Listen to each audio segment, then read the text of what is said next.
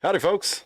Welcome to the Iron Mountain Hour. It is Sunday, January the 22nd, 2023. We're so glad to have you with us. My name is Cliff. I'm joined by Tim and Dustin as we go down the table. We're coming to you live from Carter County, Tennessee. Be sure and like the video, subscribe if you haven't already. Go over to our Rumble channel, like us over there, follow us there. It's the Iron Mountain Hour. I got the link in the description. Also, I got a lot of links in the description for a bunch of other cool stuff we're going to be looking at tonight. So I hope you'll enjoy the topic at hand and look further into it if it's something that interests you. There's a world of information out there. It was very hard to condense this all into something thought that I could pull a show together on it. So the topic at hand tonight is giants.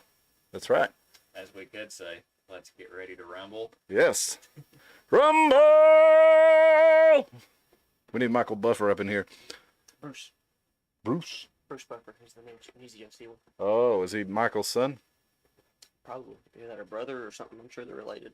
What's up, Sean? Glad to have you back with us, brother. Yeah, I noticed you'd been conspicuously absent from the chat there, so it's glad to have you with us tonight. Hope you'll be ready to jump in on this topic. It seems like one that you would enjoy. How you feeling out there on the West Coast? We got several West Coast folks out there, so tell us how you're feeling. Tell us where you're at. What you up to? Introduce yourself to the other people in the chat. What's up, Sean? All right. Is it as rainy there as it is here? I think so. Last they were still dealing with that bomb cyclone effect, and they were having a lot of rain, a lot of flooding out there in California, and I don't know, I'm sure in Washington it's one of the rainier parts of the country, right? Or at least it's perceived as being that way. Certain parts of it, yeah. Did you ever play Days Gone on anything? Days Gone, the video game? I've always heard of it, I never have played it. It's pretty fun. It's good. You get to kill hordes and hordes of zombies and run from them and all this stuff, but it was raining constantly in there, and I was right there with the perception that we have of, I can't remember if it's Oregon or Washington. I think it's Oregon, actually, but either way, they have a pretty similar climate. Yeah. And they also have giants. All over the country, giants. Yes. In Oregon, mostly desert. I'm sure Seattle, Seattle was the thick one. Well, I think if you go over to the east, over towards Idaho, I think it's more deserty over there, but I'm not sure. I've never actually been to Oregon. I just remember the wildfires, not wildfires, it used to be Antifa fires a couple of years ago, and it was because Oregon was just so dry you could set it on fire with a match, apparently. Eastern Oregon and Washington are desert, yeah. So every time I think of Seattle and Washington State, I think of Twin Peaks with the big waterfall and the giant trees and stuff. Boom. I always think, boom. surely that place couldn't catch on fire. Yeah, you never know. Hey, speaking of Twin Peaks, I went over and went to Elder Brew and caught Moose's show. Moose, Trainwreck Roberts, and the Bombay Jennies. Our buddies Bruce and Scabo playing there with them. It was a killer show. They did a great performance. I told Scabo when he was playing his lap steel and he got done, I said, man, I like the way you rev on that thing. And Moose was in top form. It's his second show back. He hasn't done one in like 3 years until I think he did one in December, and then came back and did one this past Friday. It was a great show. Moosey's, he had that voice kicking, man. I mean, he was just ripping the vocal cords, but staying perfectly in tune and really putting the heart and soul into those songs, and sounded great. If you haven't checked him out, go check him out. We need to get him back on the show very soon. We're going to have Bruce come over and do it with us too. Bruce, you know Bruce. I don't know if you know him, Tim. Bruce, I started to say Campbell. Bruce Williams. He's been a drummer for Moose in several of his projects, and super cool dude, and he knows a lot of stories, so I think it would be a good time. Hey, Anna, what's up? Glad to have you in the chat. Big hearts back to you. And Sean says that the summer's very dry and there are wildfires. Well, we get that a lot here, too, even though we're in, technically a rainforest climate, right? We don't get wildfires, though, unless somebody decides to put their cigarette out in the wrong spot or something. It's pretty hard to set these mountains on fire. I guess they're not wildfires. I've never really liked that term wildfires when a human being sets it on fire. I think of a wildfire as... That's a trash fire. Yeah. Fire. You get it? Yeah. I think that's more of what I would call it. What's up, Spill? A trash fire. Yeah, but the trash sets the fire. They call them a wildfire, though. If you notice the Smokey Bear commercials for years, they've not been saying only you can prevent forest fires. They say only you can prevent wildfires. I'm like, if it's a wildfire, that doesn't sound like something you can prevent, because it'd be like, a lightning strike. Yeah. That's what I think of. Unfortunately, around here, it's usually two redneck kids going, "Watch this," Yeah. setting the fire, Yeah. and then the police looking for them, and then them going to jail for 15 years. Yeah, one of them. Like a piece of trash should. One of them is undoubtedly named Jesse when that happens. Hey, but what I was talking about, fire, walk with me. Tim was talking about Twin Peaks, and when I went out to Elder Brew, I noticed they had on the men's room. I turned around, and that's the only place I could stand. It was like standing room only, and there wasn't a lot of standing room. The place was completely full. It took me about halfway through the show before I could even get a beer because so many people were out, which was nice to see. But on the restroom door of the men's room, they had Agent Dale Cooper's portrait there, and then also noticed they had the Judy symbol, the little diamond with the little ears on it. That was part of Elder Brew's logo, so they got some Twin Peaks fans up in there, and some wild art on the wall too. Definitely a cool place. I had a beer called the Infinite Abyss, which was a dark IPA, which was it was pretty good. It was their in-house beer. It had a real heavy clove taste to it, which was a little bit much for me. But if you like a clove, and if you're smoking clove cigarettes and drinking IPA, you'd love that shit. And we got Anna saying hello to everybody, and we also had some folks saying hello to us over in Rumble there, Libby. So that was nice of you to introduce yourself on our Rumble channel and say hello, and I hope more of you do it. Definitely like the channel here when it comes up on Rumble. If you're seeing it there, give us a like also, or a Rumble, whatever it is. Let's get that channel up to 100 views, because when we do, we can actually syndicate our Rumble account to other video platforms, and so we can live stream on YouTube and Rumble at the same time, and then YouTube or Rumble will automatically load the videos up to Facebook or wherever else that we want it to. So that'll be cool. Yeah, but we got to get to 100 subscribers over there before we can actually do live streaming. So we'd appreciate if you'd do that. Before we get into the topic at hand, let me close this window here because it's going to get chilly. It may get noisy too. I'm doing a rain dance before I came in, and I'll be doing another one upon leaving. It must have worked. It's going to pour even more. All I'm right. going to switch it to my flake dance because I want it to snow next. Well, they're calling for snow. They already put the kids on 2-hour delay here in Carter County. Yeah, it's Carter County though. Yeah, I guess Roan Mountain is part of Carter County, so that's probably what they're looking at. Yeah, for anybody not in on the joke from not around here, we live in such a large county that is, it changes Shaped like a middle terrains. finger.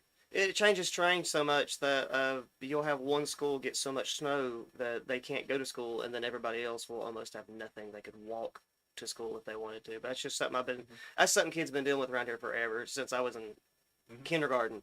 Well, Past this good, like 90% of the kids would be out playing Pokemon Go or something now, and the rest of them can't go to school because of actual snow because of the terrain difference. well, they tried switching it up and having different zones of the county, and kind of all the people that were complaining that they, didn't want to be out because, there was snow in Roan Mountain. They were like, "Oh, that's not fair that they get to be out and we don't." So they changed it back. So you can't make Also the anybody fact happy. that the kids that live in Pogie, the only high school they have in their range is to come to Hampton, but they're in almost the same elevation as a lot of their own mountain kids. So it's like that wouldn't be. And It wouldn't be safe for. I wouldn't say snow's unusual in Carter County, Anna, but it's unusual for us to get a whole lot. I mean, we usually get a few inches a few times a year, 8-10 times a year, but for us to have a foot on the ground is fairly rare. Probably not been big snow since the early 90s, but I think it'll probably dip back into some of that again. Yeah, we had our big famous blizzard that we showed you on here, the blizzard of '93, and then we had another one in, I think it was '98. But that's the last time I can remember where we had like 3 feet of snow on the ground. We've had a couple other times it's been close to a foot. I remember it's been like a decade ago, but I guess really the most dangerous thing around here for the reason it's bad around here when it gets snow is because the snow is like nasty, sticky, and it's like a level of wetness that the West doesn't have. So when we get like a foot of snow here, it sticks to everything. Like it's like heavy glue that hangs on the power lines, pulls all the power lines down. You're talking trees breaking. You can hear transformers exploding in the middle of the night. I'm not sure. I don't think that's unique to just us. I'm pretty sure that goes all the way up to like Buffalo and stuff. But there's something about that East Coast snow that it's different. It sticks to stuff like a spit wad. Yeah, I think all up the Appalachians and Alleghenies and all up through there, we run into a lot of that. So tonight we're going to be talking about giants. We've mentioned them a little bit. In one of the cryptid episodes, we talked about Judaculla Rock over in North Carolina, and we're going to look into a little bit more of that tonight. But I read a real interesting article on giants that I'm going to share with you here from Ancient Origins. It's linked in the description. If you want to follow up with that, you can go check that out or read along with us, however you want to do it. But it starts off by showing us the top 10 giant discoveries in North America. And we get this picture here. Let me see if I can pull it up. It doesn't want to let me look at it like that, so let's just do it this way. There you go. And that's a map of giant reports in America.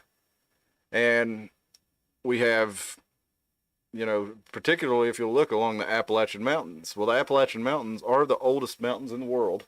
That's why they're so smoothed out and low compared to even, the Rocky Mountains or the Sierra Nevadas here in the United States. And then you've got the Alps and stuff, that are way bigger than that.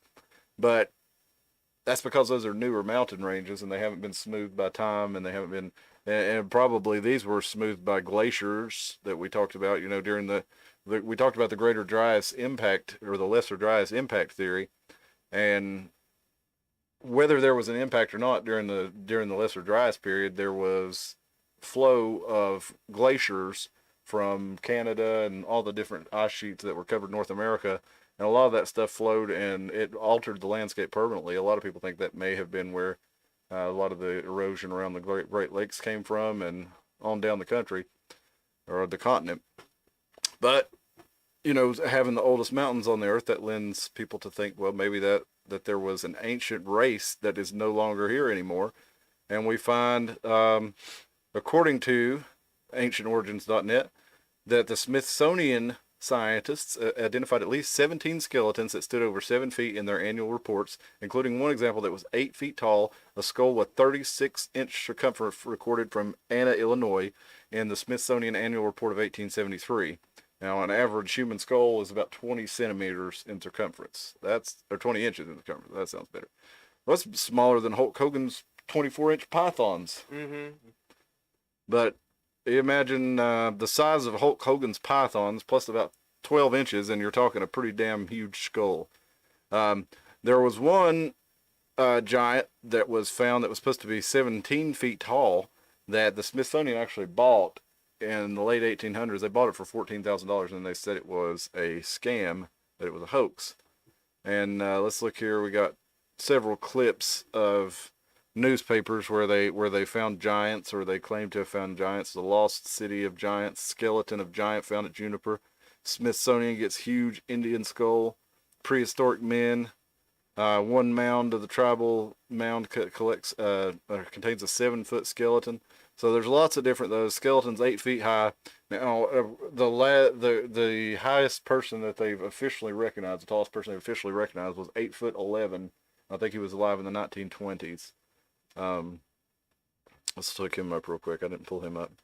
The tallest man in history. For reference, Sammy Schilt is the tallest UFC fighter, and I think he is 7'9". This guy here. Let's have a look at this feller. The Guinness Book of World Records throwback. That's Robert Wadlow.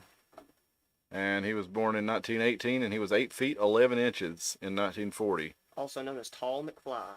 That's right. Doesn't he look like a McFly? He does.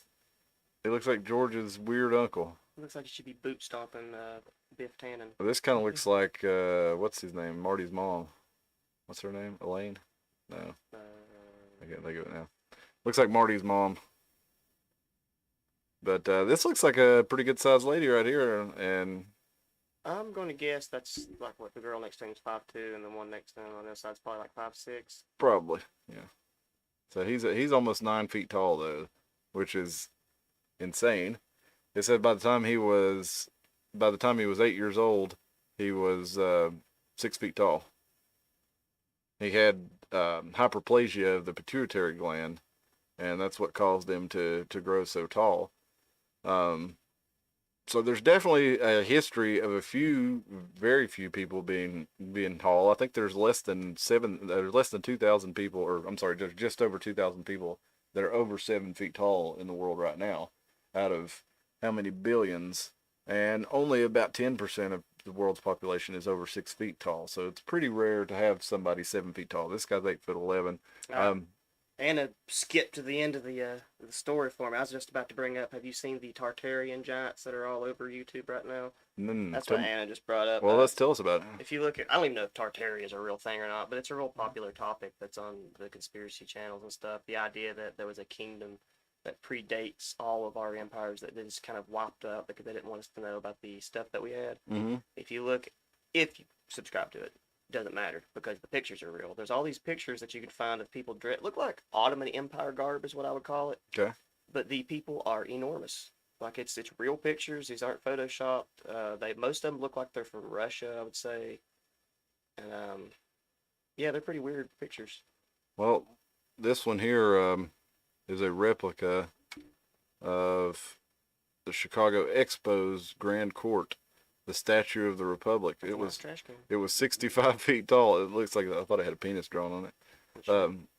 But this guy right here was supposedly destroyed by the Great Chicago Fire, along with all those other buildings that we talked about. So, I mean, I guess it could have melted down and disappeared. I don't know. But no, I've not followed a whole lot about the Tartarian Giants just because these are supposed to be the life-size representations of them right here. Just because I've had enough on my plate trying to keep up with the American Giants and some of the Giants worldwide, and I've got a huge list of them. It was really hard to compile this into a usable story. I've got. I'm going to say they're probably one and the same. You think? Like if you typed in the word Tartarian Giant and you saw those pictures, you'd be like, "I've seen those before." Yeah. I just didn't know what they were. It looks like I don't know. It looked like you would see like depicted back in the old days of like when they would depict the Balkan people with the big beards and the Rasmussen garb with the big. I don't know. It looks Russian. It just looks like really old Russian stuff. Yeah, that's what we said, Anna. It's the Statue of the Republic, and they were saying that may have looked like one of the Tartarian Giants. Yeah. Well, they think that a lot of the old World's Fairs were leftover Tartarian structures that they tried to say were World's Fairs, and they would use it as the excuse to tear them down. Mm-hmm. Not what I believe. Just telling you what the internet says. Yeah. Now I don't know if I believe that they just tore them all down because they built them as a prop, because they didn't really look like props. They looked like actual buildings, marble buildings, and they really looked like ancient Greek structures. But I have a hard time believing that they survived through the pre-Columbian era and all the that they've been sitting there through the Civil War. Yeah. And not one colonial person decided to live in it. Yeah, exactly. Now, there's a lot of things I don't know though, so if you can educate me on me, do so in the chat, because I'm always willing to learn, and I don't want to be so hard-headed as to think that I know everything about any of this crap, because I don't. It's just something I've been keeping an eye on over the years. If we keep going, here's some various size skulls that were found at the Potomac Creek in Virginia. And the smallest is an above average, and the largest native crania in the U.S. National Museum collection, this right here. So here's an above average skull, and here's the largest one that they have in the U.S. National Museum collection. So that's a pretty good sized noggin there. Like the largest one could be worn as a helmet for the above average one. Yeah. A real skull cap. And word is, yes, indeed, it would be a literal skull cap. Some of these things had like jawbones that people could take the inside of the jawbone and wrap it around their head. And a lot of them, they were said to have had double rowed teeth. Have y'all heard that? I've heard of that, yeah. So we'll get into one possible explanation a little bit later in the show for that. But if you've heard of the Serpent Mound in Ohio, it is this is like a black and white drawing of it, but you can look at aerial photos of it, and nobody really knows where it came from. But they show this serpent swallowing the egg here, which could be representative of the sun. It could be. It was said in the ancient apocalypse theory that was a warning of when they reached the area in the zodiac where I think it was where Draco comes back around to a certain point, that means the sun is going to get swallowed, because that was when they had seen it happen in the past with volcanic eruption or comet, whatever it was that stirred up that layer of charcoal and burnt organic material that's all around the world. I forget what they call that. What do they call that thing? Y'all know what I'm talking about? What now? That layer of like black and charcoal that's burnt organic material that's all over the world that leads them to think that there was a cataclysm. Yeah, something like a volcano or a some kind of big impact around the Younger Dryas. Let's see here. We got Nephilim says spill. Yeah, we see the picture of the old Chicago Fair. We talked about it. Yeah, we couldn't come to a conclusion on that one, Anna. We've got our own in Knoxville, World's Fair. You've seen it's not anything like the Chicago, and it was a lot later on in history too when they did it. But our World's Fair, if you look at our stuff, is really pathetic considering when you look at all the Chicago ones and stuff. It definitely seems fishy that I mean, even if you think about that, if they built temporary structures, the amount that they were supposed to have built in 2 years is just insane. Seems very wasteful. Fix a highway in 5 years. Yeah. Well, golly, you look at New York City, for example, though, and you think about how much that city expanded through the 20th century, and how little relative to that it's actually expanded over the last 20 years. I mean, they did some real work during New York City in the 20th century. I mean, it's just insane how big that place is, or was some of it built already. And they did it wrong the whole time. Do you know there's no place to load in New York City?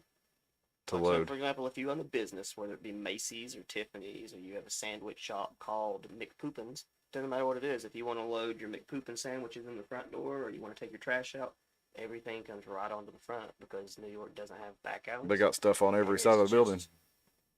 It's a hellscape. It's horrible. So I don't know what in the world people would want to live there for. Which segues him into his Cities are hell, and if you live there, you don't get to vote. It's been a while since I've gone on my diatribe there, but I still stand by it. Yep. Well, let's move on just a little bit. Let's go on down to look at some of these giants here. The Serpent Mound. This is one that and you know what? It was really hard for me to find some of these, because a lot of these photos are basically the ones that don't look completely and totally, utterly fake. Have mostly been disappeared from the internet. If you start looking for giant skeleton photos, the ones you'll find are obviously photoshopped, faked in some way, and not done very well. Some of these photos are some I haven't seen on the internet in years. So ancient-origins.net, they got all kinds of good stuff. A lot of the stuff you used to be able to find back in the good old days of the internet before everything went to different social media sites, and then that's how one way they started, controlling the content is through the amalgamation of all the content through portals like Facebook, Twitter, Instagram, whatever. That's where everybody started sharing all their stuff instead of having a WordPress or a Blogspot or an Angel Fire site where people put all this stuff up. Well, we're going to get into that deep internet tonight. We're going to do some of that kind of stuff and independent domains. Let's go on down to the Cresap Mound in West Virginia. In 1959, they found a 7'2" skeleton, and here's part of it. The original photo there. It was approximately 7.04 feet, and all the bones were long and heavy. It says. I imagine they would be. What is it with the serpent stuff? Like, I know we just said it was on to astrology and the idea of a snake eating the egg, and we use snakes a whole lot. I mean, it's a theory. I don't think they necessarily know, but snakes sometimes can mean they were like a key for the celestial motion. Where they're coil around stuff. It can also be DNA. A lot of people think that they had an idea about what DNA was in ancient times. That's why you see the caduceus symbol. Like the two snakes around the staff. In a perfect double helix. You also see that snake wrapping around things and coiling around it. People say that is not only the bodies of the celestial bodies of the planets who are moving around following the same path through time, but you also could have DNA from that too, because basically that's the genetic memory. That's That's basically how you can be immortal, is through your DNA, because you pass that on to your children and we talked about genetic memory and instinct living on. A lot of people say that's representative of that, but I don't know.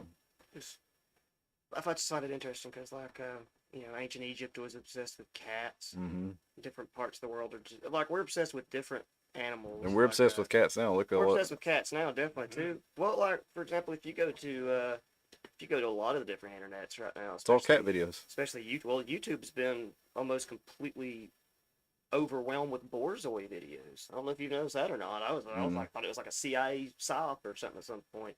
You'll see it. Unfortunately, I'm on that nasty part of the internet where I get everything about a week before you guys. You're going to see nothing but dogs with a nose about as long as this microphone, called a Borzoi, and those dogs are everywhere. It's a cool dog, but we got some buffering. If it keeps up, leave the chat and come back in. And buy a Borzoi. Go get you a Borzoi. It'll fix your reception. Yeah, everything's good on our end, so it's got to be YouTube. It's got to be it's a popular live streaming time. So, I tried to avoid streaming when the people that I like to watch are streaming. So maybe I didn't time that out as well as possible. But yeah, leave and come back and see if it does better. Hopefully it will. I'm gonna start streaming at 3 a.m. Eastern time. Nude. Wink, wink, people. Everything's green on our end, and dark side just wank it online. I didn't say you'd want to see this, people. I just said it would be happening. More of a warning. Yeah, Anna agrees. It's very fishy. And let's check back in on this. We're gonna look at a couple more here. This was from the Mounds in Iowa. This is an account from the Worthington Advance from November 1897, and it describes the Smithsonian's Institute Division of Eastern Mounds and quoted the director of Bureau of Ethnology at the time, John Wesley Powell, and this was an image that accompanied the news report. And here's the quote from Mr. Powell. He said, "It's a matter of official record that in digging through a mound in Iowa, the scientists have found it's a skeleton of a giant who, judging from the actual measurement, must have stood 7 feet 6 inches tall when alive. The bones crumbled to dust when exposed to the air." And they give us this, illustration of them just picking the bones up and waving them around. I guess dude's looks like he's gonna sword fight with 2 fingers. Looks like this guy's taking a crap while he holds the skull. But yeah, they found the skeleton of a giant. And we go on to Steelville, Missouri. They found an 8-foot skeleton, according to the Steelville Ledger. He turned up. Now this was. He turned up the complete skeleton of an 8-foot giant. The grisly find was brought to Dr. R.C. Parker here, stretched out to its enormous length in a hallway in his office, where it has since remained with the most startling exhibit Steelville has ever had in public. And this is a photo of a 6-foot man, and we can't even fit it on the screen. I'm going to have to shrink the screen. 6-foot man laying next to the skeleton there. And yes, they did kill the 6-foot man. They could make sure they could line it up correctly. We're not doing apples and oranges here, life and death. We got to have a control, for sure. Now we go on to Ohio, Miamisburg, Montgomery County. They had an 8 foot and 1.5 inch skeleton, and it was a conical burial mound, nearly 7 feet tall and 877 feet in circumference. And who's the feller that found it? I don't remember the feller's name. What's going on in Ohio? I don't know, but that's Ohio's getting weird. Yeah, you got a lot of those mounds out there. There's a thing of illustration of Miamisburg Mound, and the account there comes from Professor Thomas Wilson, curator of prehistoric anthropology at the Smithsonian. He said, "The authenticity of the skull is beyond any doubt, its antiquity unquestionably great. To my personal knowledge, several such crania were discovered in the Hopewell group mounds of Ohio. The jaws were prognathous, projecting beyond the face, and the facial index remains remarkably low." And here's a illustration of the prehistoric American found in Miami Valley, greater than any recorded giant, it says. And we go to the San Diego Giant, found in 1895, is an 8 foot 4 inch mummy. And here's a photograph of it, the San Diego Giant. And again, we're too big for the screen. We're going to have to shrink him a a little bit for y'all to see him. Those guys must be about 5.5 feet tall there. Yeah, those are some little fellas. But they just come up to his pelvis, the top of his pelvis. That's a big old feller. So we're getting some good photos here, which is, like I said, it's pretty hard to find good giant photos these days. You used to be able to find them a lot back in the days before. I remember seeing all these back in the day. Yeah. Especially that one, the San Diego one. It says the San Diego. Now this is the one that was bought. No, okay, it wasn't 17 feet. I was mistaken about that. This is one that was bought by the Smithsonian, and they later claimed it was a hoax. Well, if that's a hoax, it's pretty elaborate. I mean, I guess it's possible somebody could have figured out how to do that back then, but I don't know. They did a good job if they hoaxed them. They exhibited it in 1908, and they ran some tests and suddenly dismissed it as a hoax, saying it was made from gelatin. Edible too. It was carefully inspected by experts 13 years or earlier, and so some people think that's pretty fishy that, you know, that they paid all that money for it and then had it, you know, examined repeatedly by multiple experts, and then all of a sudden they decided when they put it on display that it was a fake. Can I fill in something why that might be actual truth? Absolutely, yeah, go ahead. Back in the, I want to say it was Victorian. Maybe I'm getting my areas are mixed up. It became very popular for rich people to buy and unwrap mummies at their house. As stupid as that sounds. Rich people, I want to say it was America and Britain, Chicago is like real popular for people to buy a mummy, and everybody would go over to your house, and then you would unwrap the mummy with a knife, just unwrap a mummy right here, and then it became popular to eat said mummy. They even made a Futurama joke about it, about the teriyaki emperor that Farnsworth eats at one point. But yeah, so at one point in time, we were so weird that we were unwrapping mummies for entertainment because we thought there's plenty of them. So somebody, so somebody might make a gelatin mummy to unwrap at their house. You think? Yeah, for some clout, or maybe just to sell that mummy because they know some dummy would want to unwrap it for his friends. Okay, now this. That's mummy parties. I've never heard of. This is the Catalina Island, California. It's off the coast of California, and they found numerous large skeletons there. But this one here is supposed to be 7'8" and was found with the bones of 64 children buried in the same tomb underneath it. And Professor Glidden claimed that he collected the skeletons of 3,781 Indians, and the largest was 9 feet 2 inches tall, and practically all the adults were of gigantic stature, averaging around 7 feet in height. Victorian era. Fact check it. I had to fact check myself. It's true. By the 19th century, people were no longer consuming mummies to cure illness, but they were doing unwrapping parties for entertainment. So people, I guess, thought this guy's lasted this long. Let's eat him. Good old Victorian people. Maybe that's why everything's gone to hell, and they've unwrapped so many that there's all those mummy curses. Yeah, all the curses are cumulative. Catching up with us. They stack. Yep. Victorians are weird, dude. They're the same people that like kill a bird and then pin it to their hat for decoration. So here is. Not cool time in our well, even the Dark Ages were somebody's good old days. There were some people having a good time, but not everybody. That's for sure. Indian skeleton, 7 feet 2 1/4 inches high, with hands crossed and fingers over the right eye. He's doing this, guys. He's Illuminati confirmed. It's an Illumummy. Illumummy. Down there in Old Beaver Lake. 1913. It's even a Illuminati number. Here we got skulls of giant cavemen from Arkansas. Nearly 10-foot skeleton and huge skulls. Look at these. These are weird. They say they're giant human skeletons. How big's it? The shape I'm looking at.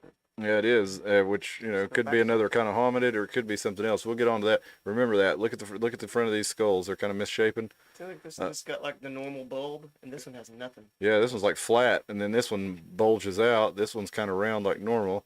And they're more than 3 feet under the ground. They found several giant human skeletons, including almost perfect skull, which differed in many particulars from a modern specimen. And when they joined the largest skeleton was almost 10 feet tall. And let's keep on going down here.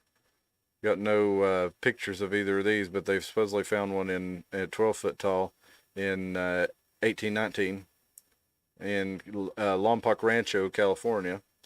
And like I said, no photos of this, but they say they found a 12-foot sarcophagus with the skeleton of a man about 12 feet tall inside. And he was surrounded by his spears and axes and unintelligible symbols. And he also was claimed to have double row of teeth, upper and lower. And they claim they were geographically displaced Allegheny Indians from the Ohio Valley area back to Ohio. So there's no really more information to verify this, no photos. 12 foot's about what I was thinking with all these. The one down there, that's getting a little bit big, but there was two more reported in Jeffersonville, Kentucky, in the New York Times of 1871 on May 22nd, and in the Providence Evening Press also. And a 13-foot example was said to have been found in Janesville, Wisconsin, in the Public Ledger, August 25th, 1870. And bones that were estimated to be from a skeleton 14 feet tall at the Etowah Mounds, and that's in the New York Times, April 5th, 1886. And it's worth noting these huge sizes pop up again and again in these newspapers. Now, I do have a theory on this, why this is. We'll get to a little bit later, where some of these huge ones were, because this one is West Hickory, Pennsylvania, 1870. An 18-foot skeleton was said to have been found in 1870 in the Oil City Times. And it said he was wearing an enormous helmet of iron corroded with rust and a sword that was 9 feet long, as well as a well-preserved skeleton of an enormous giant. The bones of the skeleton are remarkably white, their teeth in all their places, and all of them are double and an extraordinary size. And here's a clip from the newspaper there, from the Oil City Times. And if you keep reading, yeah, he's talking about the Bible days, and he says, and there were giants in those days. The helmet is said to be in the shape of those found among the ruins of Nineveh. And goes on to say the stuff that we read a little bit earlier. And the joints of the skeletons are now being glued together. These remains were found about 12 feet below the surface of a mound, which had been thrown up probably centuries ago, not more than 3 feet above the level ground with it. So that's from the Oil City Times there in Pennsylvania from 1870. So we got lots of different, and I linked this in the description, so y'all can go check this out. And there's videos and stuff. Most of them actually have not been deleted. And Ancient America with Scott Walter on the History Channel. You can find a lot of those episodes on YouTube, if not all of them. They've got some really interesting stuff about giants too. But I'll tell you, the first time that I heard about giants, at least as far as, conspiracies or people saying that there really were giants out there, was I heard, and I've got this linked in the description too, but I heard there was giants in Afghanistan that the U.S. forces ran into when they were first invading after 9/11. So early 2002, allegedly, is when they started running into these things. And I've heard on Coast to Coast AM, Steve Quayle, and this is from December 3rd, 2008. I linked to the description. You can go back and you can actually listen to this if you want to. But Steve Quayle, he talks about that that he had a pilot that joined him that claimed he was an Air Force pilot and claimed that he had airlifted a giant that was about 12, 13 feet tall, had 6 toes and double rows of teeth, and they reckon it weighed about 1,100 pounds. And the guy had canvas shoes. And where did they take it? Where did they take it, Tim? Where do you think they took it? To a base in Ohio. That's right. What's going on in Ohio, people? Wright-Patterson Air Force Base is in Ohio. So I don't know if that would have been where they took it or not. But there was this was the first place I heard that. He also said that if you listen to the whole thing, he says that the government's keeping giants in suspended animation to study their genetics. He says their body temperature runs around 120, 30 degrees, and they can go 40 miles an hour in 2 steps. So that was the first place I'd heard it. Well, then a couple years after that, this story started getting around here. This is from the Science Times, but I also got it from the Daily Star, which is like a UK tabloid, but it's not quite on the level of, let's look at this little animation here. Looky there. It's not quite the level of Fat Boy. yeah. So it's usually a little bit more credible. But let's listen. Let's check this out real quick here, and we'll watch the video. No, that's not what I want. I want full screen. Let's start this puppy over. They were the precursors. What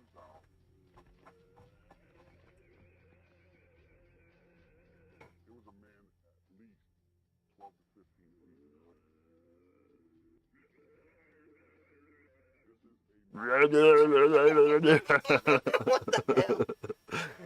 It sounds like Muscle Man from regular show. Now your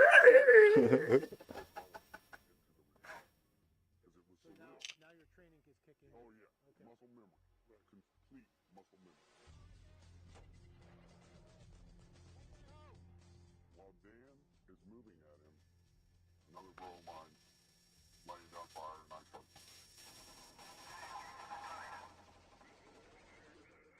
He skewers Dan. Now Jocelyn on this pipe. It went through. He's still got it. And he's coming after more. We all just clipped in. I don't know what it was, but I remember we're all like, shoot him in the face. Shoot him in the face. And our weapons components were M4. We had 308s. And we had Barrett 50s. This is sounding longer than it took. We're talking 30 seconds. He's taking multiple hits. And is still moving.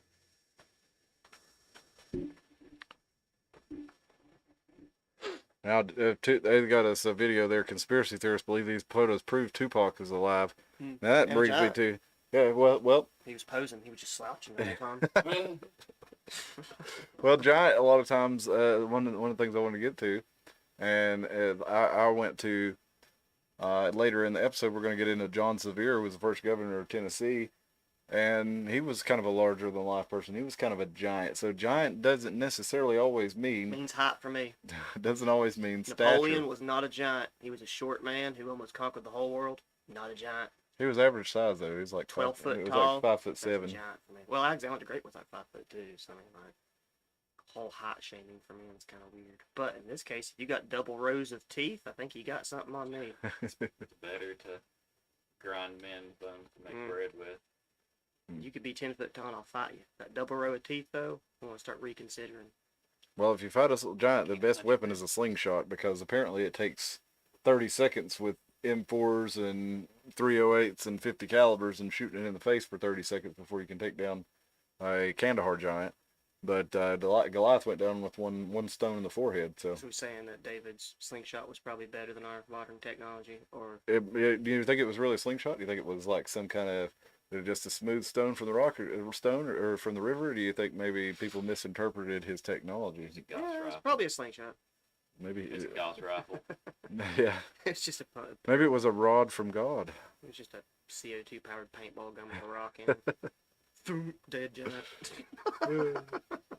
Well, also, if the one in Iraq, and like, oh, they're saying they dumped all that into it, but you know, if there was like literally a 12-foot man running at you, it's like you'd be very panicked, and your gross motor skills go out the window with that. Yeah. That's why it's like, you know, that's why they quit normally having full auto in most weapons and stuff like that, because you just dump all your ammo because you don't know what you're doing. If you watch combat videos too, they almost always shoot in semi-auto, except for the guy around the MGs. Your saws, yeah, because they're suppressive fire. Yeah, that's the only reason you click to that type of fire is suppressing. We got, though, here we go, look, near the bottom of the Daily Star. However, Snopes.com found that the only serving soldier called Dan who was killed that year in the war-torn country died with 3 others in an accident clearing explosives. So that clears it up, guys. Dan never died fighting giants. Yeah, I'm sure they would tell us if he'd had. You know, they'd have that on the CBS Evening News. Yeah, Dan dies fighting giants. And then they go to remind us that the tallest man ever was Robert Wadlow, who died in 1940 at age 22 and he was 8'11". So In case you just needed to know, that picture of Jorge Garcia, aka Hurley from Lost, this is a proof that if you could put that big, hairy, sweaty man's face next to the ugliest creature on the planet, it will turn anyone gay. Because I'd fuck Jorge Garcia before I'd touch that ugly little girl. That is a little monster. Talking about Greta Thunberg? Greta is a monster of a little girl. There is something so off about her. Well, I don't care if I'm talking bad about kids. Well, she's not a kid now. She's wrong with that looking. There's something wrong with her. Well, possessed by demons. She's been the face of worldwide eco-fascism. So. Well, I'm just telling you that I'd make out with that sweaty Jorge Garcia before I'd touch that. Well, we got according to I bet she smelled like Schwab. You think? Klaus. You know, I wanted to do. There's World Economic Forum news, but we're gonna do that on Wednesday because I thought we'd had a couple of we've done a couple episodes where we're talking modern technocracy nightmare in a row. So I want to go on to something that's a little more entertaining and a little less serious. Like making fun of women. Yeah. Like Greta. Greta Thunberg. How dare you? Dang. According to this from the Science Times, the Kandahar Giant, according to Mr. K, is 13 feet tall and has two sets of fangs, a spear weapon, and it goes on to say considerably that they can. What's the word I'm looking? Similarly to the account we just heard, that they killed him in 30 seconds and they carried him off on a Chinook helicopter, which that also goes with what the pilot said on Coast to Coast. But then again, that could have been, people could have heard the Coast to Coast show and made it up after that. We don't really know. But, of course, the U.S. government denies the claim, they go on to tell us. But then we go on and it continues here. And we've got Moab up there in the air. This is Dr. Michael Salla wrote in, here you go, show you this picture here. Tim's talking about with the Moab dropping on bombs against giants. David's fighting Goliath here, and we got the Moab coming in. So maybe it just coincided with the stone throw from the sling. But man, I used to be pretty good with the sling when I was a kid. Like this one, but the one that he's got, where both actually. I had like a daisy, slingshot. I was pretty good with that, but I got real good with the actual sling. I watched the movie The Clan of the Cave Bear, and in that movie, the main character Ayla was abandoned. Well, not abandoned. Her family died. Her village died in an earthquake when she was like 5 years old, and she had to survive on her own. And she ended up, leading her own clan. It was a feminist book to a movie, pretty much, but it was entertaining. But Ayla, I think is how they said it. It's just spelled Ayla. She would sling and take down prey and take down enemies with that sling, and I was like, that is super cool. I want to learn to do that. So my parents helped me make a sling out of rawhide, and man, I got good with that thing. Have you ever used one of the slings you can adapt to put arrows in? Like the slingshots? No, I have not. No. They're pretty cool. I've used those things where you have a little hook that you put on the back of your homemade spear that you make, and you throw it, and lets you throw it harder. But I've never shot an arrow out of a slingshot. Yeah, it's like this little pocket, and you just pop your arrow into it, and cool. That is a forearm workout. I believe it. Getting like a 30-pound draw on an arrow out of a slingshot. Yeah, it's nice having the little strap over your arm there for that. But this goes on to talk about how they're saying that Donald Trump was bombing the shit out of, when he was quote unquote bombing the shit out of ISIS, they're saying Donald Trump was actually bombing the giants over there in Afghanistan, according to secret space program Corey Good, secret space program whistleblower Corey Good. There were stasis chambers that have been holding perfectly preserved giants for millennia. And I think I've linked this. It's exopolitics.org. Actually, I don't know if I did. I don't think I linked this one in the description, but he talks about the stasis chambers. He says, To look down in, they saw these very tall beings, or very giant, large humans with reddish beards. These tall, red-headed, red-beard groups were in Europe and South and North America, and at one time before the last ice age, apparently, they had a very large area that they ruled. And that goes on to, we do see, I mean, all the way down in South America, there's stories of red-headed, I don't know that they were giants, but red-headed gods, who would come up in dragon boats and things like that. The rod of God sounds dirty. It kind of does. But a lot of those things though are a lot of that stuff, like God anointing his oil on their head and stuff like that. There's a lot of like the bridegroom. Really sexy talk there from God, and especially in what is it, Song of Solomon, that it's really. Well, he's talking about to women there, but like when they start talking about the bride of Christ and all that stuff, I always thought it was a little homosexual when I was a kid in church, and they kept talking about how Jesus was going to marry us. I don't want to marry Jesus. Like, oh, shit, you're telling me that homosexual's wrong, but now I'm supposed to marry the son? Okay. I'm into ladies, man. Did God not have a daughter we can get hooked up with? Oprah has 6 toes on... Well, I've heard that in the Bible, that the 6 toes was the sons of the Nephilim, because that's one of, I think it's Goliath's brothers. If you look in the Bible, it talks where David didn't grab one stone, he grabbed, what was it, 6 or something like that? Yeah. And if you actually look at the records according to the Bible, I thought he got 5 smooth stones from the river. He wasn't worried about missing, he was worried about relatives. He was worried about his own ancestors turning on him or something like that, because if he did that, he became king and he knew he'd have to defend himself again. That's right. He was the son of Jesse, and he was the King Saul gave him his armor, and he didn't want to have it, and he just said, "Nope, don't want the sword, don't want the armor, just give me the stone." And it's a parable to, I guess, show people to have faith in God. I guess is how that story is usually used, that if you have, or if you're righteous and have faith, then all things are possible. Rod of God sounds dirty. Yep. You ever hear of a rod of God? You guys know what that is? You talking about rods from God? The military weapon? Yeah. Mm-hmm. Yeah. There's no nuclear radiation, just what would you call it? Blunt force trauma to the world below. Yeah, supposedly it's they're giant tungsten rods that are in satellites that are in orbit, and they're just dropped, and then they tried to do a MythBusters one, trying to say, oh, the reason the U.S. doesn't want to use this because it's not accurate, is what they're saying. Because they had this one, it was the Try Guys, one of those shows where they had one of these big tungsten rods, and they were trying to drop it on a giant sandcastle, trying to show how inaccurate it was, essentially.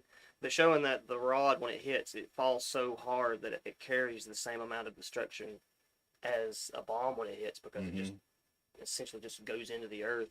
But they're not dropping one.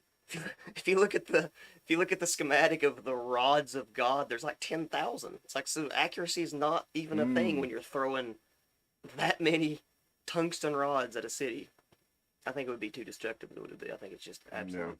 Moab, or not Moab, but a mad weapon, mutual assured destruction, basically. Yeah, I mean, there's no radiation that falls out from under it, but good Lord, could you imagine the destruction that would cause? And I didn't know Oprah was in the Bible. Where does Oprah come from? Where does the name Oprah come from? I know she's got her Harpo Productions. Let's look up Harpo. As in Harpo Marx, or what? Well, I know Oprah's her production company is called Harpo, and I'm just curious. Here we go. Where did Oprah get the name Harpo?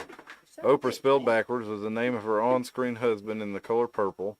Okay, where does the name Oprah come from? She's into witchcraft and you got it, yeah. Backwards. Everything. Yeah, well, yeah, backwards. well, yeah, but where does is she spelling Harpo backwards to get Oprah, or is she spelling Oprah backwards to get Harpo? That's what I'm wondering. Yeah, probably reverse, because you would have to get famous before you could get enough clout to have your own company. Oprah. It comes from the Hebrew Bible meaning fawn, which is like Pan. Yeah. The fawn. It's supposed to symbolize youth's innocence. Yeah, youth, innocence, and truth. Well, that's an ironic name. That's why she put it backwards. So Harpo. Lie to you. Yeah, there you go. I don't know how much this stuff's true, y'all. I just we just like to talk shit. You guys, y'all are discerning adults, and you can make up your own mind about anything we say. we're full of it, but Do you really need us to tell you that Oprah's spelling her thing backwards just because she's a Satanist? She might not be, but I choose to believe that she is a Satanist and eats babies. well, she did go out on and deny Christ in her show. You remember that was a big deal because she said that That he wasn't the only one, that there was multiple ways to heaven. yeah, and all the Christians went crazy about it, and said she's like, well, no, I think there's multiple paths, and there's like, no, but Oprah, the Bible says, and you know, you never have that issue now. Pre-secret, or was that after the secret? Oh, I don't know. I bet it was pre-secret. It might be. But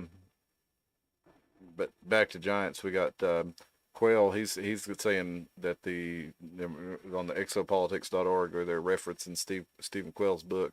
He's saying that these are Nephilim. These giants that are over in Afghanistan are Nephilim, and that there are the fallen angels who were, I guess the Nephilim were the sons of the Watchers, right? The sons of the angels. Combination of the angels and the humans. Yeah. DNA. And according to Steve Quayle, they're predicted to reemerge during the end times. So I'm going to give you this real quick from Genesis 6:4. The Nephilim were on the earth in those days, and also afterward the sons of God came into the daughters of man, and they came in them, more likely, and they bore children to them.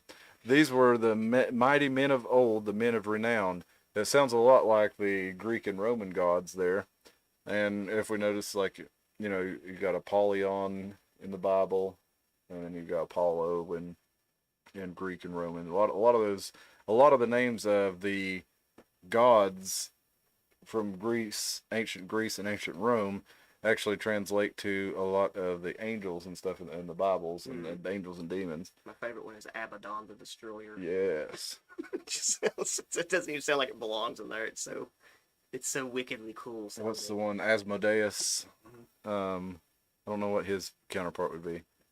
But a lot of these Hebrew angels and demons, there were 72 of them in Solomon's Lesser Key, where he describes all of them and all their uses and how to summon them. And they said Solomon had that seal, which was his seal, the Star of David, and it's a couple of. He had it on a ring, and he would summon the spirits into it too. Have you seen the King James Bible? Before King James translated the Bible, did you know he wrote a book called Demonology? Yeah. Yeah, he did. It's like a decade before he decided to write the Bible, he decided to write a book on how to. Yeah, I was actually just reading about that recently. That's just a weird one.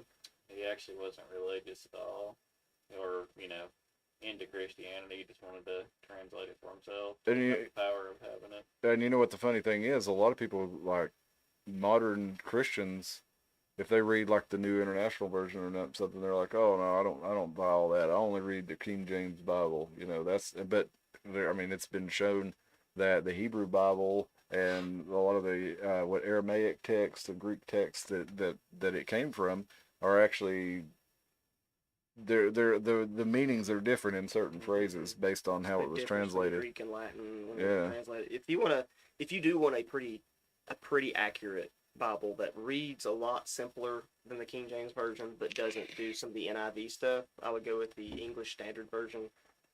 Well, for example, in Ecclesiastes, when it says vanity, vanity, everything's chasing after wind, the literal translation of that, if you go back to the original, is actually vapor. Vapor, everything's chasing after wind. It's the same thing if you actually start looking at what it means. It just means you can't, grab it, but a little bit tiny different meanings. I find them interesting. And some of them actually end up being important. I can't think of any right off the top of my head, because that wasn't really what I was planning on talking about. The Son of God versus a Son of God is pretty. That's pretty good, yeah. That's a Bart Ehrman reference. I need to bring you that book. But there's a lot of stuff like that in the different translations of the Bible, depending on which one you read, is what you get. Ultimately, I think the people interpreting the Bible and spreading the message are more of that's who decides what people believe at a given time. Less than the actual text itself, but the people who are preaching it. Because I grew up in the church. We all grew up in the church. Most of the people don't read their Bible regularly, as far as just sitting down and reading their Bible. They mostly read the parts that the pastor tells them and believe what the pastor tells them it means. In my experience, anyway. I came from a real church. We read that sucker every day. Oh. By real I- church, I mean cult. So. Well, there are some of those out there. But we'll get on to. Let's go ahead and take a break real quick, because if you want to read this article, I'll go ahead and add this in the description while we're taking a break, and because it's pretty interesting, even though some of it's pretty far out there. It'll be probably one that you'll want to read. Mount Herman Munster. If you're interested in it, because we don't have time to go through the whole article. It's pretty long, but the long and short of it is Trump was bombing the Giants. That's right. Herman Munster's a giant. Mount Herman. Trump's son. Have you seen Trump's son, Baron von Trump? He's like 9 feet 12 inches tall. No. Have you seen him? I have not seen Let's him. look at Baron Trump real quick. Let me add this right here. That's the name. All right, I added that to the very bottom of the. I'm gonna put Trump bombs Giants in the description if you want to read that article from exopolitics.org. And that is at the very bottom of the description, so go check that out if you're interested. Let's look up Baron Trump now, because he's like 21 and a half feet tall. Been using that CRISPR program on him? Possibly. Well, we've talked a little bit on the show about how there's the stories of, the last president by, who's the guy that wrote those books? I can't remember now. Ingersoll Rand? No. Something Ingersoll. The last president. This is an old photo of him. Kid, isn't he? Yeah, this is from this is older. Let's look at it real quick though.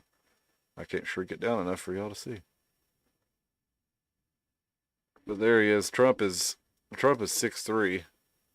Melania is like 6 feet, and she's wearing heels, and he's already well over top of them. Let's see if we can find a newer picture, though.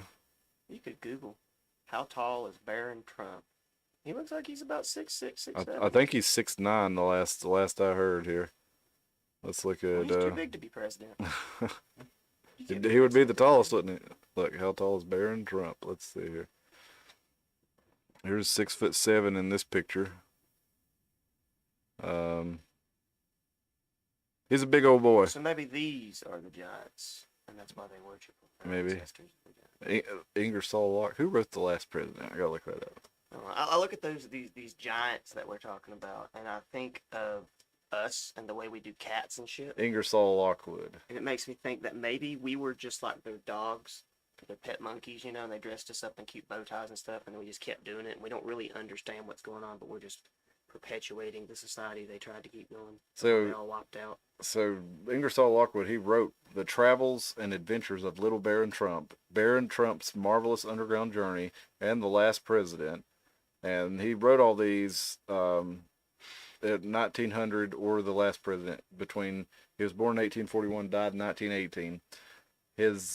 In the books, basically, Baron Trump is like a time traveler who is the son of a king or president who lives at Fifth Avenue, and there's like anarchists and communists that are rioting at his building at Fifth Avenue in New York City. So definitely some wild stuff going on there. Is a lot of people suspect that Baron is a time traveler, and some people have even said that Steve Bannon is Baron Trump from the future. Lockwood is the name of the guy from Cloudy with a Chance of Meatballs. Is it? I don't remember. I've seen that movie. It's pretty funny. But let's take a quick break, and we'll get back into it, folks. And I'll see you here in just a minute. And enjoy some of Tim's browsing history here. Tim's browser history while we watch. Let's read the chats here. Okay, don't read out loud. That's good, Anna. Thanks for putting that at the beginning of it. She says she forgot when the Chicago World's Fair burnt down, the trees were still standing. Yeah, that's right. That did happen in the California fires, too. You had, what was it, the Paradise Fire? Especially, you had melted cars. I mean, molten steel. Tires were melted onto the pavement. Yeah, I mean, but molten steel, that's the crazy thing, because that takes, like 2,500 degrees Fahrenheit, and then you'd have a tree right next to it completely green and not, you'd think it'd at least be brown and charred if it didn't burn down. Spill the Tea says, usually when you have 6 toes, you have 6 fingers. I wonder if they removed a digit. I don't know. I remember when I was in 4-H, when I was a kid. I was at a 4-H competition, and there was a kid in there that had 6 toes, and everybody was like, "Holy crap!" And he took his shoe off and showed everybody. First place. Here's my experiment for 4-H. It's my parents' experiment in child breeding. Get a load of that, you little cow milkers. It's like I'm polydactyl. New York, some seconds after 200. Yikes! I don't know what you mean. Well, I'm gonna comment. You said not to say it out loud, so I won't. But I'm gonna comment on the Abrahamic religions. The idea of what kind of made me less, I guess, angry with some of it. I guess is the idea that just because something exists doesn't mean the leaders didn't corrupt it. I guess like the theory that Jesus came to show everybody that they were all the sons of God, and the Roman Church said, nah, you get to be the son of God, but nobody else. Everybody gets to calm their shit. And, the Christ consciousness. Yeah, the idea that he was thing. trying to wake everybody up to make you no longer a slave. Meanwhile, they turn him into another sun god, yeah, basically. Turn him into Dionysus for the modern age. All right, guys, let's hit this intermission. We'll see you in just a minute. Oh my God, coming to the checkered flag. I can't believe what I just saw.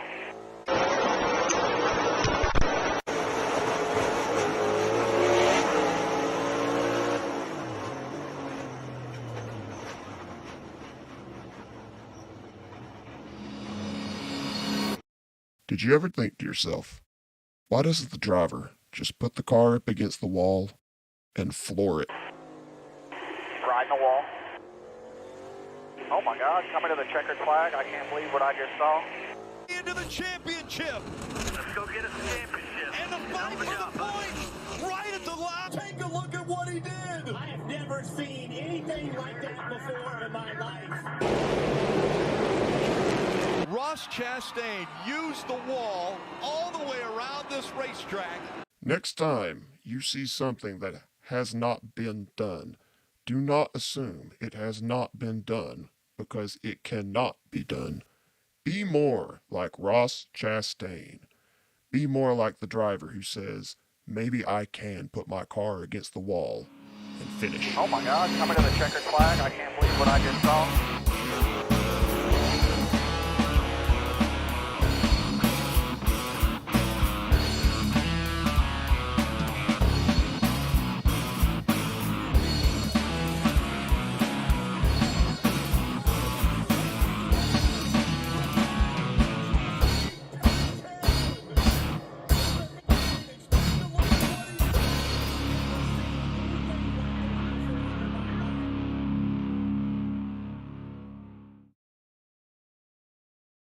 That's a man who's proud of himself right there.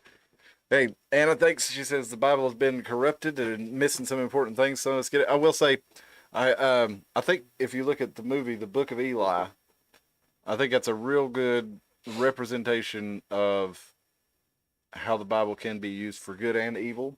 Because if you read the Bible with the idea of becoming a better person or attaining some sort of enlightenment, it has the information that you need in it to do that. The teachings of Christ, which are very similar to the Eastern traditions and the teachings of Buddha, Zen, and all that stuff. But then you also have the bad guy who wants the book. He wants it to be able to rule society because he recognizes the power in it.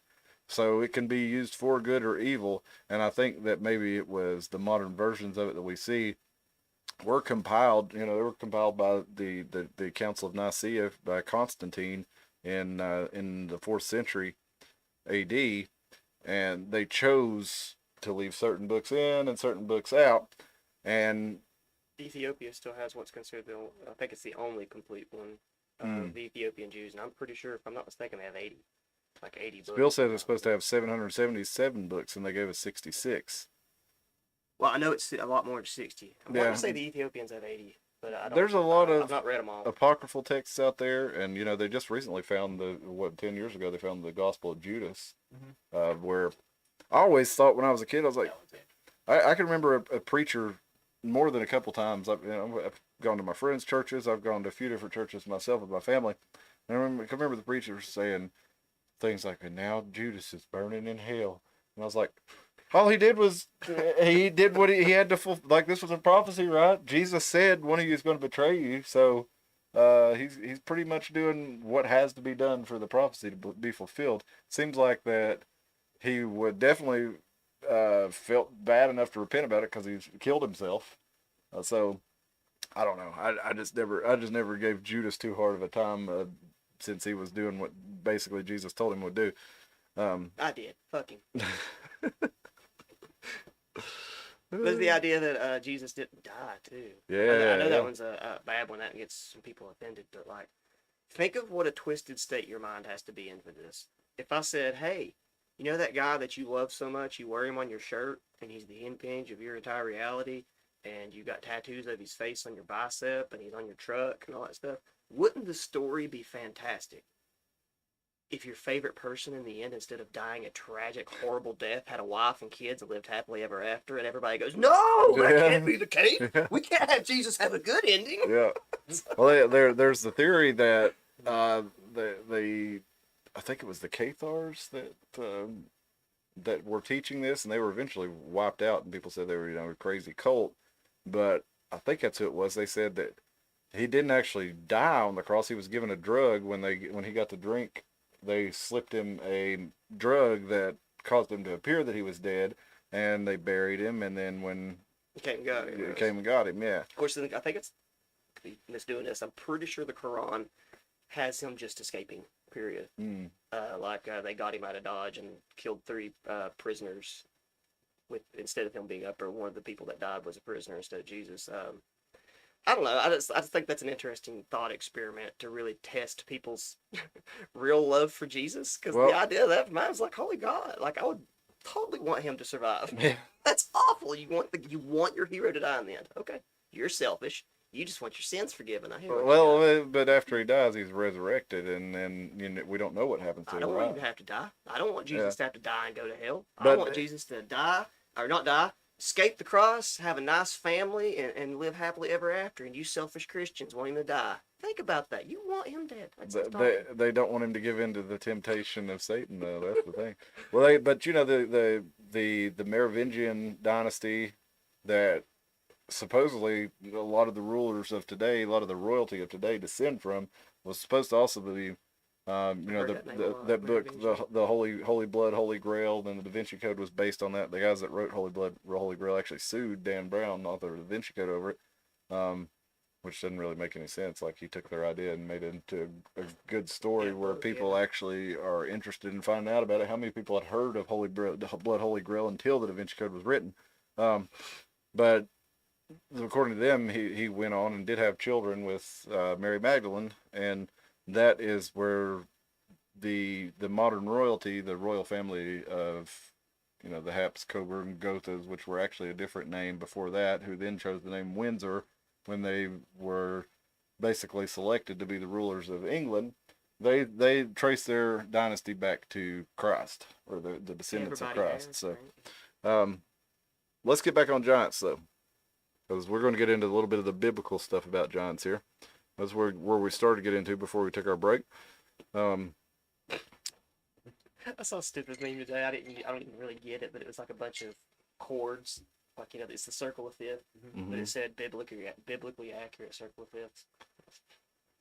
I don't know. What made it biblically accurate angels. There was nothing different about it. It was just accurate circle of fifths. That was anything different. Oh, I meant to get you this. I forgot to put this one here. I'm going to put this one in too. It's a bunch of these. It's gen6giants.com, and they've got a bunch of videos on there from that mostly were deleted from YouTube, but they've got some of them still up there. Sorry, this video doesn't exist, but it's got some of the good ones on there. But Gen 6, the number 6 giants.com/giants, and you can find several of these hidden ones. But they've also got a lot of these vintage newspaper articles that are recorded from Montgomery, Alabama. We got them from the Green Giant. And you're Green Giant. Home, home, home. Is that where the brand name I don't know, I guess. Once upon a giant green guy who grew peas? But this, what do you call it?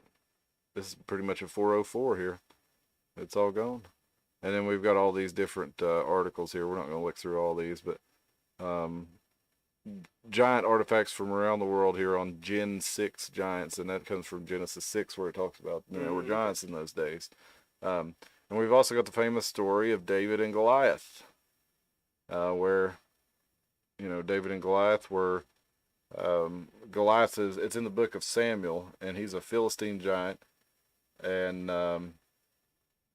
Saul, the king, he won't fight the giant. Everybody's scared. The Philistines are calling out the Israelites and saying, y'all are too pussy to fight, and they were like, don't hurt us, Goliath, and everything. Just had big standoff of lines. They finally said, well, all right, if you'll send out one of your champions to fight our champion, then we'll all go away. And then David famously goes out, kills him with a stone, and cuts his head off with Goliath's own sword, which I always wondered, how did David pick up Goliath's sword to cut his head off? This is from Gustave Doré in 1866, his illustration of David holding Goliath's head. And the Philistines are fleeing in terror. Pansies. You lose one giant. But Does have a green man look to him, doesn't he, in that picture? yeah, he kind How of did. bushy his hair was and stuff. Yeah. Very much like a green man. And there's our famous photo. Maybe this is giant worship. Maybe that's what's going on. It's not Maybe. pan worship. Why does he have Norman has a Norman shield? Mm-hmm. Why does he have such a weirdly misshapen lower body Maybe an AI drew that. and a big old long red neck? Kind of looks like an AI I'll drew. stab you with my spear, son. No, you ain't. Not if my rock My has big anything old to say about it. bicep. Not if my rock has anything to say about it. I got so before we finish up, There we go. Look at them suckers. That's what I'm talking. That looks like those Tartarian ones we was talking we got about. giants from around the world. These guys were in India. So we can close out all this crap in the way here. How big those fellas are. These fellas, I think, were just like 7 feet. Still. One was 7'4" and one was 7'1". You ever seen a they- 7 foot tall Indian dude? These were twin brothers. Yeah, oh yeah, those are big old I've never dudes. seen a 7 foot tall Indian dude. Every Indian person I've ever met ran and come about my height. This is the Kashmir Giants of Delhi Dubar, and the documented case of twins, and they were in the army. See, they were. Where we at? Let me find it here. Here we are. Oh no, one was 7'9" and the other was 7'4". So yeah, those are giants. They're twin brothers, and they were elite riflemen. They were elite riflemen who dedicated their lives to the service of the king. And let's see if we Look at got. the video. Let's see if we can look. I mean, look at the video. Let's check them I out want to here. see one of them fight an elephant. The British Film Institute and I think British you owe Council it to the present. world. If you're a huge person, you owe it to the world to fight a giant animal. If I Let's see was if we huge, actually have any pictures or video of the giants here. if I was huge, I would owe it to Carter County to fight a bear. Wow. I didn't know they had video of this stuff. That's still pretty wild. What Yeah. year is this? I'm not sure. Is it not, well, the top part was 1930, so I don't know. I wonder if we'll find the giants here. I don't know if we will or not. I guess they'd probably be, if I had giants, they would flank me as I came in.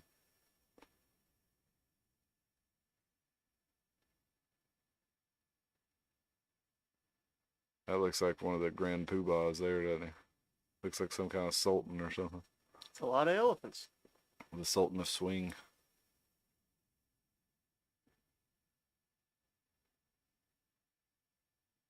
Well, I don't know if the giants are in there or not. I'm not going to watch the whole video right now. But that fella's pretty tall. Oh, no, he's on a horse. I don't know if they had him on there or not. But either way, these fellers are big fellers, and they were famous. And they made King Kashmir famous all around the world. And Sounds here's like a pro wrestler. this is that picture we showed of him earlier. That's an American traveler who met him and wanted to have his picture taken with him. His name is Recall Tong. Later on, King Cashmere is going to have a Royal Rumble with Triple H. And I saw there's King Cashmere. King Cashmere versus Hacksaw Jim Duggan. They found a couple of 5,000-year-old Chinese 7-footers. Or no, wait a minute. These guys were just 6 feet tall, but they figured they were giants for Chinamen. Well, that's racist as hell. Well, they're Chinese, 6 foot giant to them. Well, historically the Chinese were pretty small. But even today, giants and 6 foot tall giants in China. Well, I mean, look at Yao Ming. He's still at 7'4". He's Korean though, isn't he? Oh, I thought he was Chinese. I might be wrong about that. Let's see here. Sorry, Yao. I don't follow basketball, but you're a big old fella too. But yeah, Chinese basketball players. Chinese. Yes, yeah. Yeah, He's 7'6", and he's 42 years old and he's still alive. Most fellers that big don't live that long. How tall is he? 7'6". Wonder if Manute Bol is still alive. He's Sudanese. How tall? Yeah, he died in 2010. Manute was 7'7", I believe. Let's see here. How tall was Hakeem? Hakeem was like 7'1", 2", I'm something just like trying to that. think of those old ball players. I think Hakeem was 7'1". They're probably not around anymore, I'd say. He was 7 feet tall. What about Dikembe Mutombo? He was like 7'2".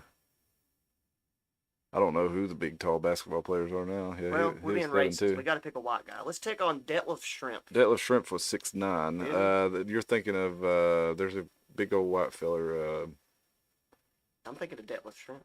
He I was want to give that he guy was some more fame. he was tall. He was 6'9", I believe. Detlef Shrimp. About 6'10". Why do I remember that name? Look at that guy. Why do I remember Detlef Shrimp?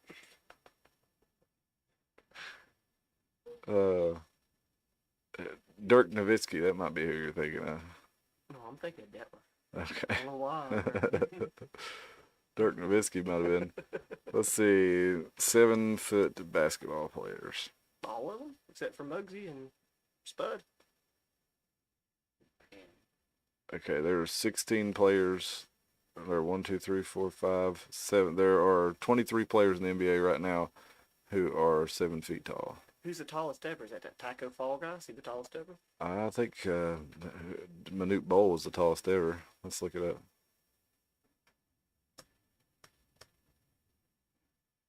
Yeah, Muggsy was the shortest. Yeah, Manute Bol was the tallest. You got George Murasan. I forgot about him. That's the guy I was thinking of. And Sean Bradley was a big old toothpick of a man.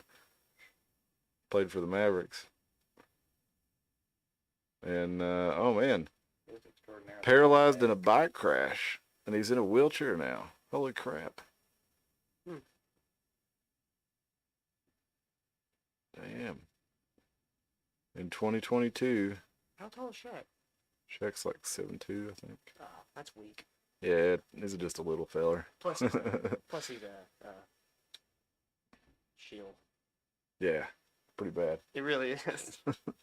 This for everybody's not seen it, the clip where he's it's like whatever sports show he does, he's sitting there and the guys are teasing him. It's unaired. Like guys are teasing him. One guy goes, "What's that in your hand there?" Trying to get him to tease him by his ring. He's like, "That's the ring of my profession. You wouldn't know nothing about that." And he has a mason ring. Yeah. He turns it around. And he was I forget who it was, Kyrie Irving, the guy who was under fire for not getting vaxxed.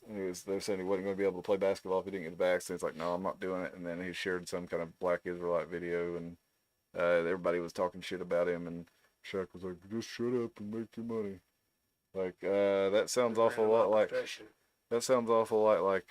what people would call Uncle Tom behavior right now. Like, oh, you're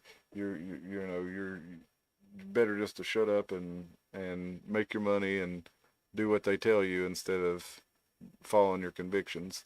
But let's see here. And they were saying, and the reason I said Uncle Tom was because they were saying it had to do with him. Because you're a black man, you can't be doing this. It was a racial component of it.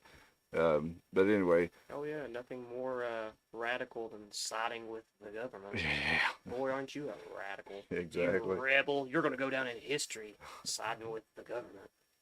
Loser. I want to show you this picture of Judaculla Rock. This is in Cohorts, North Carolina.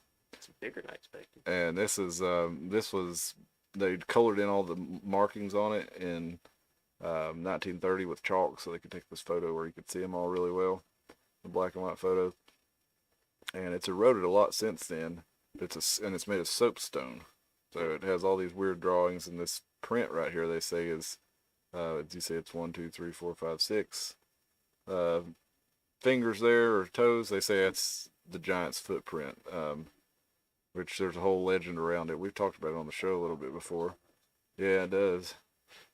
But here's where they say he was a slant-eyed giant. I think that's important as we go forward. Remember, he's a slant-eyed giant who dominated the mountains, and he was 7-fingered handprint. Sorry, that's Maybe as they get bigger, we just keep adding toes and fingers onto human beings. Maybe at one point in time we had 10 on each arm and shit. I think we look at this too here. Now look, the stone sits at the base of a mountain, and a large vein of copper runs down under the site. I think this is pretty interesting because we get into one of these other ones we're going to look up in Minnesota. We also found a large vein of copper around it, and they reckoned that it was something. The amount of copper that had been excavated from this mine was about what they could get out in 20 years in modern technology, which the modern technology we're talking about at the time this was written, which was in the 1890s. I'm sorry, this was Illinois. And this is at they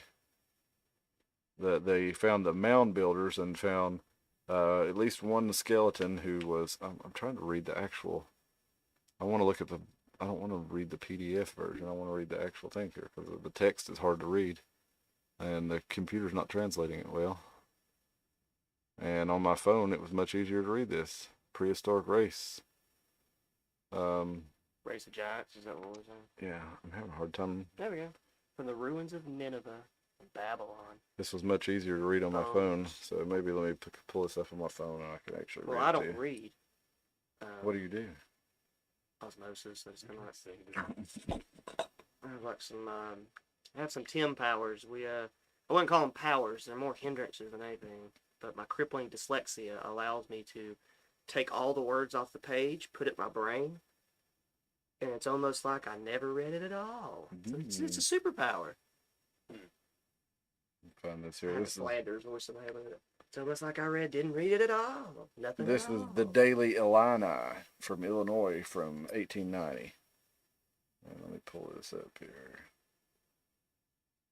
And it's talking about how they found this in the mound builders. You know, they got these mound builders out there in Illinois.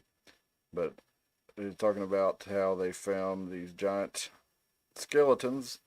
And he says in Lake Superior, there's a little island called the Royal. The first white man explored this island. His surprise must have been great to find it was not the first civilized foot to step on that shore. Vast copper mines were found, reaching to a depth of 60 feet. Great intelligence was shown following up the richest veins, even when interrupted. The excavations were drained by underground drains on 3 sections of land. The amount of copper mined exceeded that taken out of our largest mines in 20 years. At the foot of the great blocks of copper, weighing several tons, were found and scattered about as if they'd just been dropped by unknown workmen, instruments of copper and stone. And this caused people to speculate that there was a prehistoric race. It says, when white explorers first visited this country, they were surprised to find evidence of the existence of an ancient nation whom the Indians knew nothing of, and whom the history hung an impenetrable halo of mystery. This race we called the Mound Builders, and then there are some who speculated that these guys were really big, because we found a lot of giants in this area, that Ohio, Illinois, Iowa, Midwest, up to Minnesota. When we go up here to... the Mound Builders, they should call them the Mound Men. Yes. The Mound Men. A lot better. I like the Mound Men better. Have you seen the theory, while you're pulling this up, that they weren't building mounds, that they just were building normal stuff, and then we had lots of sediment stuff land on top of it, and we're just not smart enough to figure out that they wouldn't have buried that building in dirt for some reason? I don't know if that's true or not, but I tend to think that they did, but because they kind of have multiple ways of dating this stuff, so they get a pretty good window between like 50 and 200 years between radiocarbon dating and some of the other where they test like I don't remember how exactly it is they do it, but they test the bits of metal in it or quartz in it or something, and are able. So they got a few different ways that they date it. So they get pretty. I think radiocarbon dating, you're looking at like plus or minus 200 years with your best, and you can only go back so far. But then they have this other thing where they date the rocks somehow. I guess there's I say that is because like if you look at some of the mounds that you have around places like this, and then you look at a traditional mound with what's it called, New Grange, and there's another one over in Ireland. They're real close to each other. If you go inside those mounds, it looks like they were supposed to be done that way because once you go inside, it's like everything is. The way all the stone work and everything is just set up, it looks like it was supposed to be underground, like a hobbit hole on some level. But some of the stuff it's like, why would you just build the dirt up like that? But then again, I guess dirt doesn't burn down. I don't know. Maybe mounds are smart. I had an idea. I was reading about dolmen, which are like basically like what Stonehenge is. I was like, you think about it, you got a lot of people together, and you put these big stones on rollers, logs, or whatever. You roll them up, and then you build you a big mound, right? And you have holes in it for the stones to fall in. So you just roll the stone up the mound with a large group of people, and you have a slot. It falls down into it, right? And you take another one over here, it falls down into the slot, and then you roll one up over top of it, and then you dig the dirt out from under it. So I was like, maybe that's how they made Stonehenge. They still don't really know. That's probably the difference is they were just huge people. No, it could be too. Have you seen the or they could vibrate them with magic drums and flutes. Have you seen the Stonehenge that's under the Great Lakes, I'm wanting to say? There's a Stonehenge underwater. I'm wanting to say under one of the Great Lakes. There's a couple of them around. Yeah, it says underwater Stonehenge, Michigan. You'd have to be a giant to build that. Let's look here. Well, they found it in 2007. There's no way it was flooded up and under. So looky here. Wow, I'll be damned. And if you take a line, you can actually draw through the middle of this one, and it goes straight through the middle of the existing Stonehenge in Europe, like they're lined up. And it goes through another one too that's not as popular in Europe. Like there's more than just Stonehenge in Europe, by the way. That's just a popular one. They're everywhere. You pay like a quarter to go see somebody's Stonehenge. It's just in their backyard. Dude, do you ever? Well, we're running a little bit late, so we won't talk about Coral Castle tonight. But that's a pretty interesting thing too. Ed Leedscullen down in Florida built the Coral Castle, which you can still go. Nobody knows how he did it. He did it all by himself with he had nothing but like some ropes and like little hand-powered cranes and pulleys and stuff. They reckoned it was pretty crazy because he never let anybody see him working, but somehow all the stuff got built. But we'll get into that another time. But it is pretty interesting. But we saw a couple of stories here where we're talking about these giants being found around copper deposits. Now I want to read this to you here from Warren, Minnesota. This is from the book Real Monsters, Gruesome Critters, and Beasts from the Dark Side, which was written by Brad Steger from the St. Paul Pioneer Press in May 23rd of 1883. He says 10 skeletons of both sexes and gigantic size were taken from a mound at Warren, Minnesota in 1883. In Warren, buried with these particular specimens were horses, badgers, and dogs. Could these huge skeletons of these gigantic Indians be all that remains of a last of a proud prehistoric race that defied the monster reptiles and built an extensive empire of walled cities throughout the America? What 10 skeletons reveal is that it was not an isolated case. This was not an acromegaly of giantism, nor was this a kind of genetic defect. These people were common in size in history. This demonstrates that mankind, like animals, were much larger in the past. Here's a demonstration of giants of both sexes, and their size is near the top of the giant scale so far that has been found in America. 10 and 12 footers are more common than you would expect. And I look forward to follow-ups on this one if anyone lives in the vicinity of Warren, Minnesota. No, I don't guess he's got any follow-ups there. But Greater Ancestors World Museum is the name of this website, and it goes on into greater humans and gives you some different books you can buy on giants and kind of how a history of giants. And here's headlines from newspapers with giants in them. So definitely check that out, greaterancestors.com. Now we got Great Human Remains from records and sources all over the world by John John Williams. This is one where I found in Tennessee. John Haywood describes very large bones in stone graves in Williamson County, Tennessee.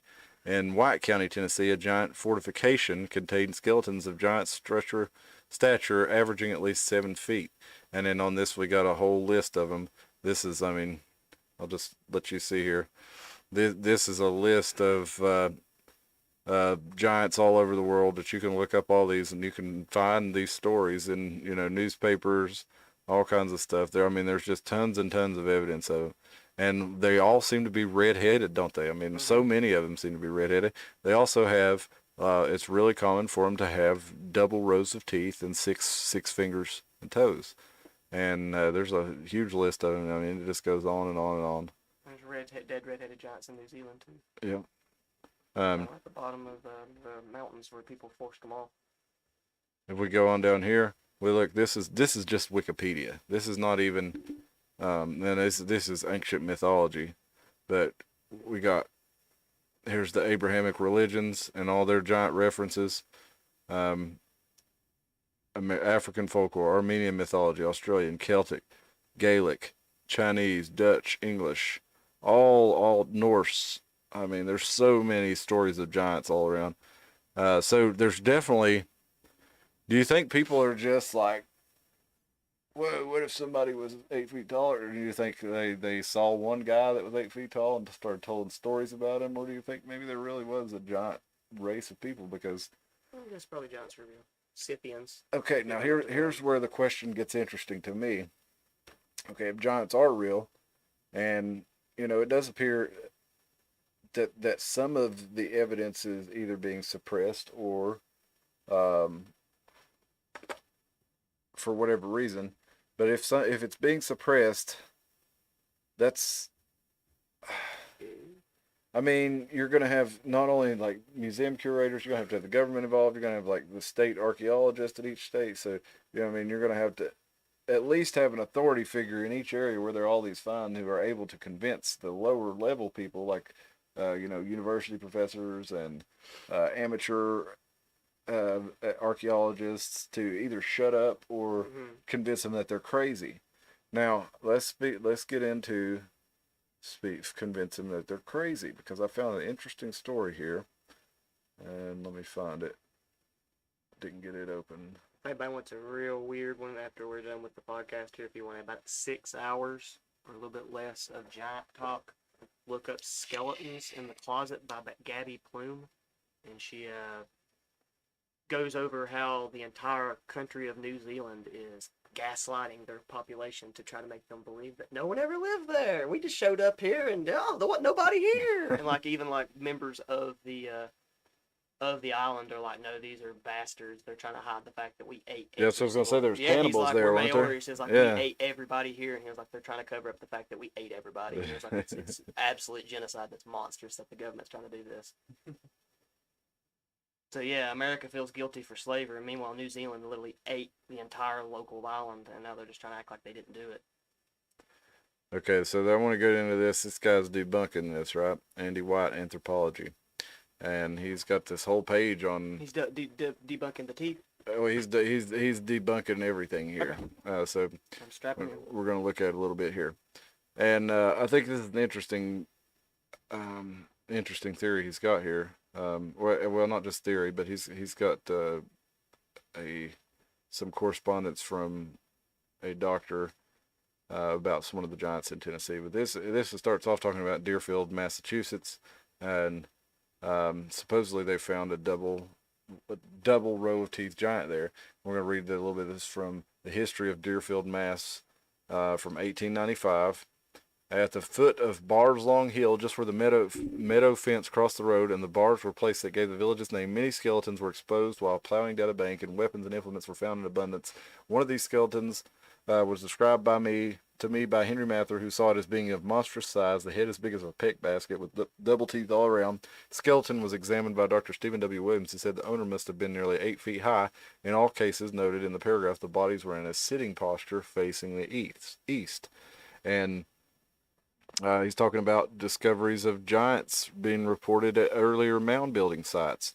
And you know, why I hadn't heard about this. The 8-foot skeleton with double rows of teeth. Let's go on down, and he mentions a couple other similar stories there. But That's some crooked snags.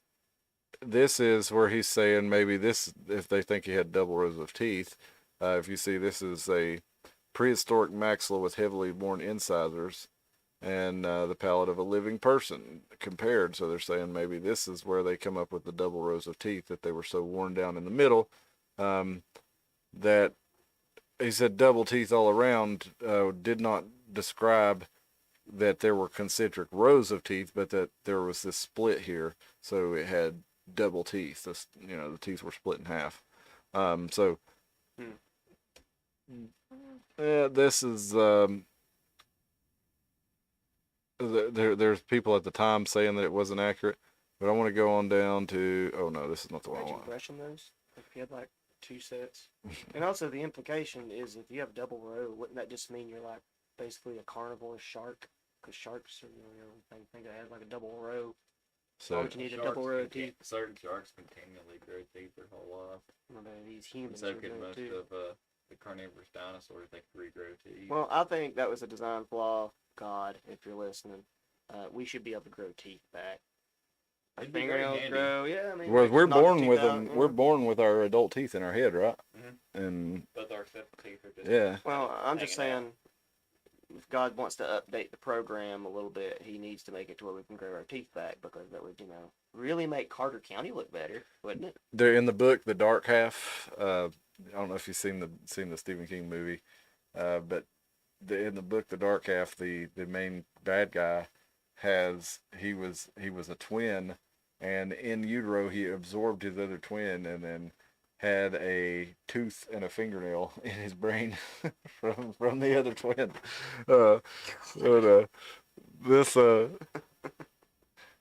This article here from Andy White Anthropology, also Mastodon to Man, an 1845 giant from Tennessee. He goes on to say how they found a couple of giants 10, 12, and up to 38 feet tall, and people thought they were humans, and they described a distinctive wear pattern on the teeth.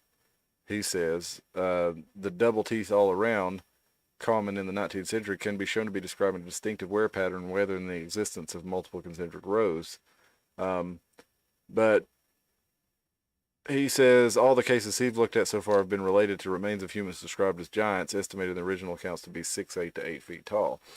Which, I mean, to me, that's a giant. That's a big man. And my second cousin, he's about 7 feet tall, and he has to duck to go through the doorways of the house, and he's a big old boy. Well, he's a man now. He's even when he was like 16, he was huge, and you got to think most people, human beings in general, were smaller back then than they are now. So to see somebody that big would be memorable. But let's go down here to the Cleveland Herald from Cleveland, Tennessee, September 1845. A giant exhumed. While we are informed on the most reliable authority that a person in Franklin County, Tennessee, while digging a well a few weeks since, found a human skeleton at a depth of 50 feet, which measures 18 feet in length. The immense frame was entire, with an unimportant exception in one of the extremities. It had been visited by several of the principal members of the medical faculty in Nashville, and pronounced unequivocally by all the skeleton of a huge man. The bone of the thigh measured 5 feet, and was computed that the height of the living man, making proper allowance for muscles, must have been at least 20 feet. The finder had been offered $8,000 for it, but determined not to sell it at any price until first exhibiting it for 12 months. He's now having the different parts wired together for this purpose. The unwritten record of the men and animals or other ages that are at that time dug out of the bowels of the earth put conjecture to confusion and almost surpassed imagination itself, says Madison Banner. And then there was a second one that was found.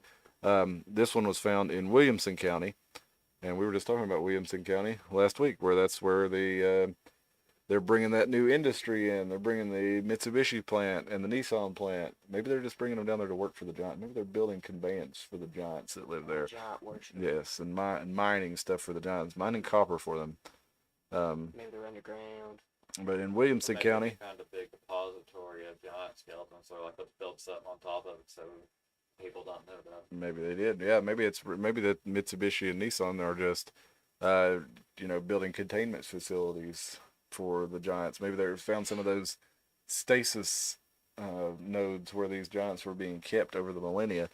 But this was another one in Williamson County. They said there was a skeleton about 60 feet beneath the earth, embedded in a stratum of the hardest kind of clay, in a perfect state of perfection and weighed the aggregate 1,500 pounds. All the large characteristics of the bones were entire. The skull, arms, thigh bones, knee pans, shoulder sockets, and collarbones remove all doubt. The animal to whom they belonged has been decided to belong to the genus Homo.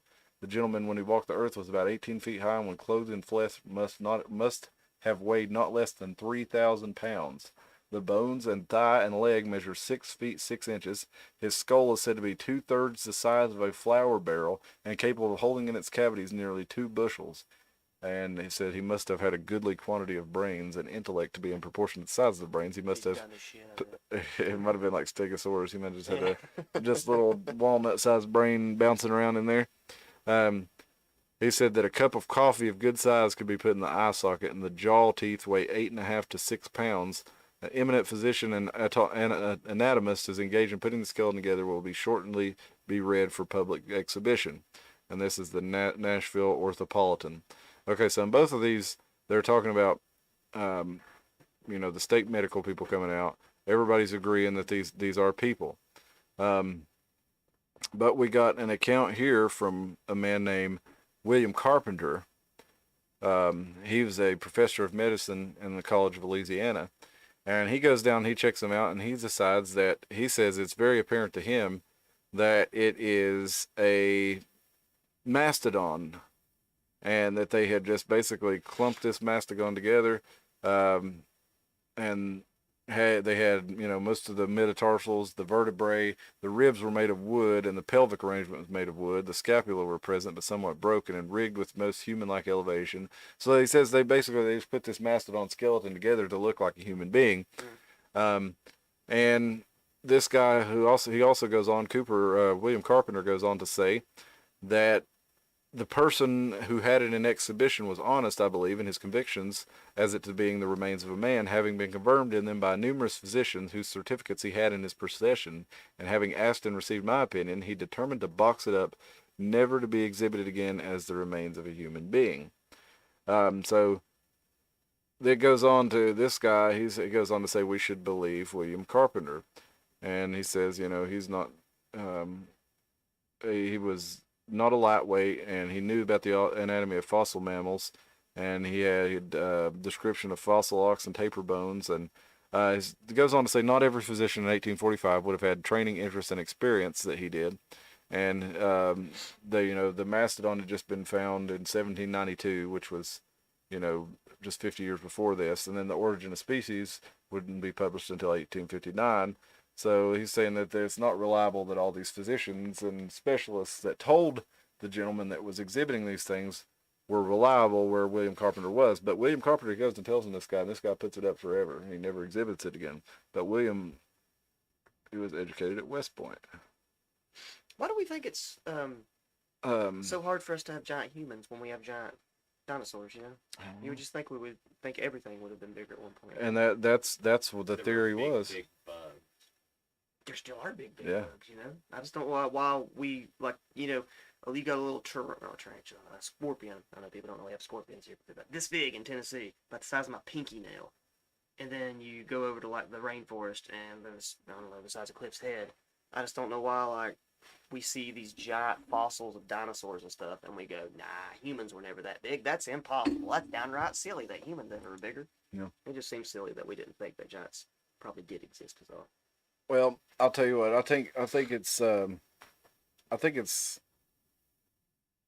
taking into account what Andy Young there said on his blog about the modern anthropologists said about it. That physicians were less likely to be versed in what what a mammoth might look like, or they might be more likely to confuse bones for humans. I don't know, man. Do you think Skull structure of an Yeah. elephant and a mastodon. It's do you think an actual physician is going to mistake this for a human skeleton or skull? Do you think a physician who has any passing familiarity with the human form and body is going to mistake this for a human skull. Let's look at what a mastodon skeleton looks like. Because if I had never seen a fantastic creature like that before, it's like you would think you're like, that's Okay, mastodon. demonic entity. If it's a mastodon, where are the tusks? That's the first thing I thought. Is what are they gonna do with the tusks? What about the orifice that the tusk come out? Yeah. It's like that. Do you know when they first found the mastodon, I thought it was a cyclops because of the big hole in the middle. Makes sense. No, I could see that. There was nothing there written about Cyclops, and it seems like, though, if they had found a mastodon skull and thought it was a human, they would have been like, oh, there's a Cyclops. That would make sense.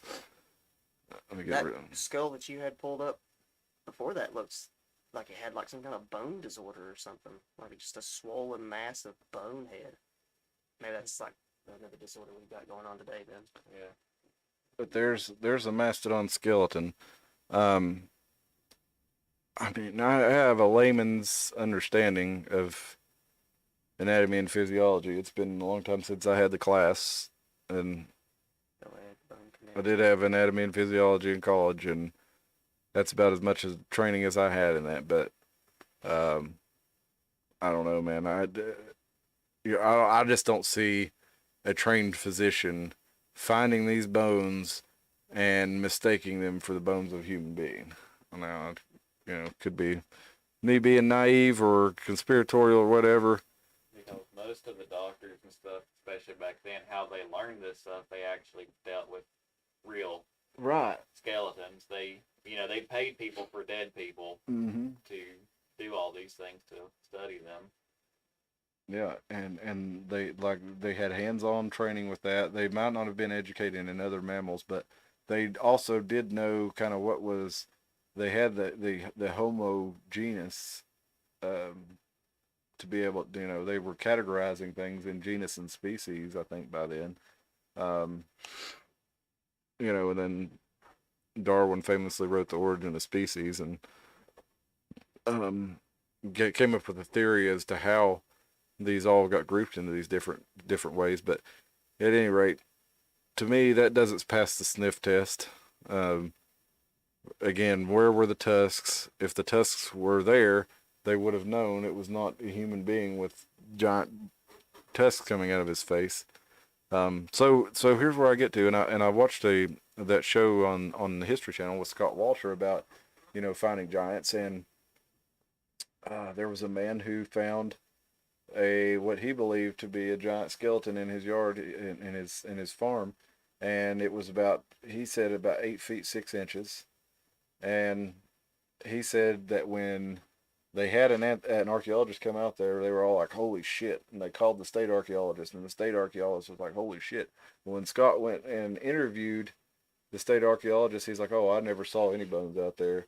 The guy who did the bones for this was this guy, and he said that this thing was 5'3", and that this guy must be mistaken because, all the bones are stretched out, but when you actually put them together, it's a small feller.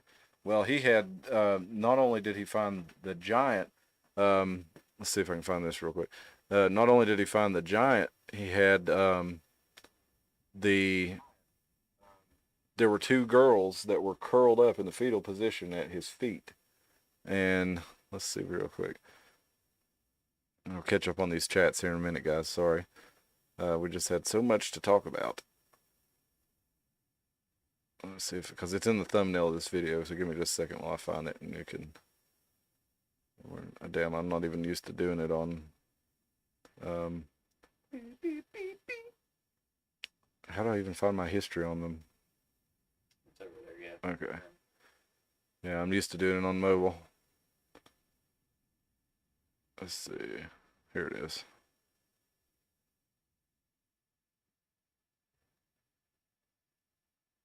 Oops.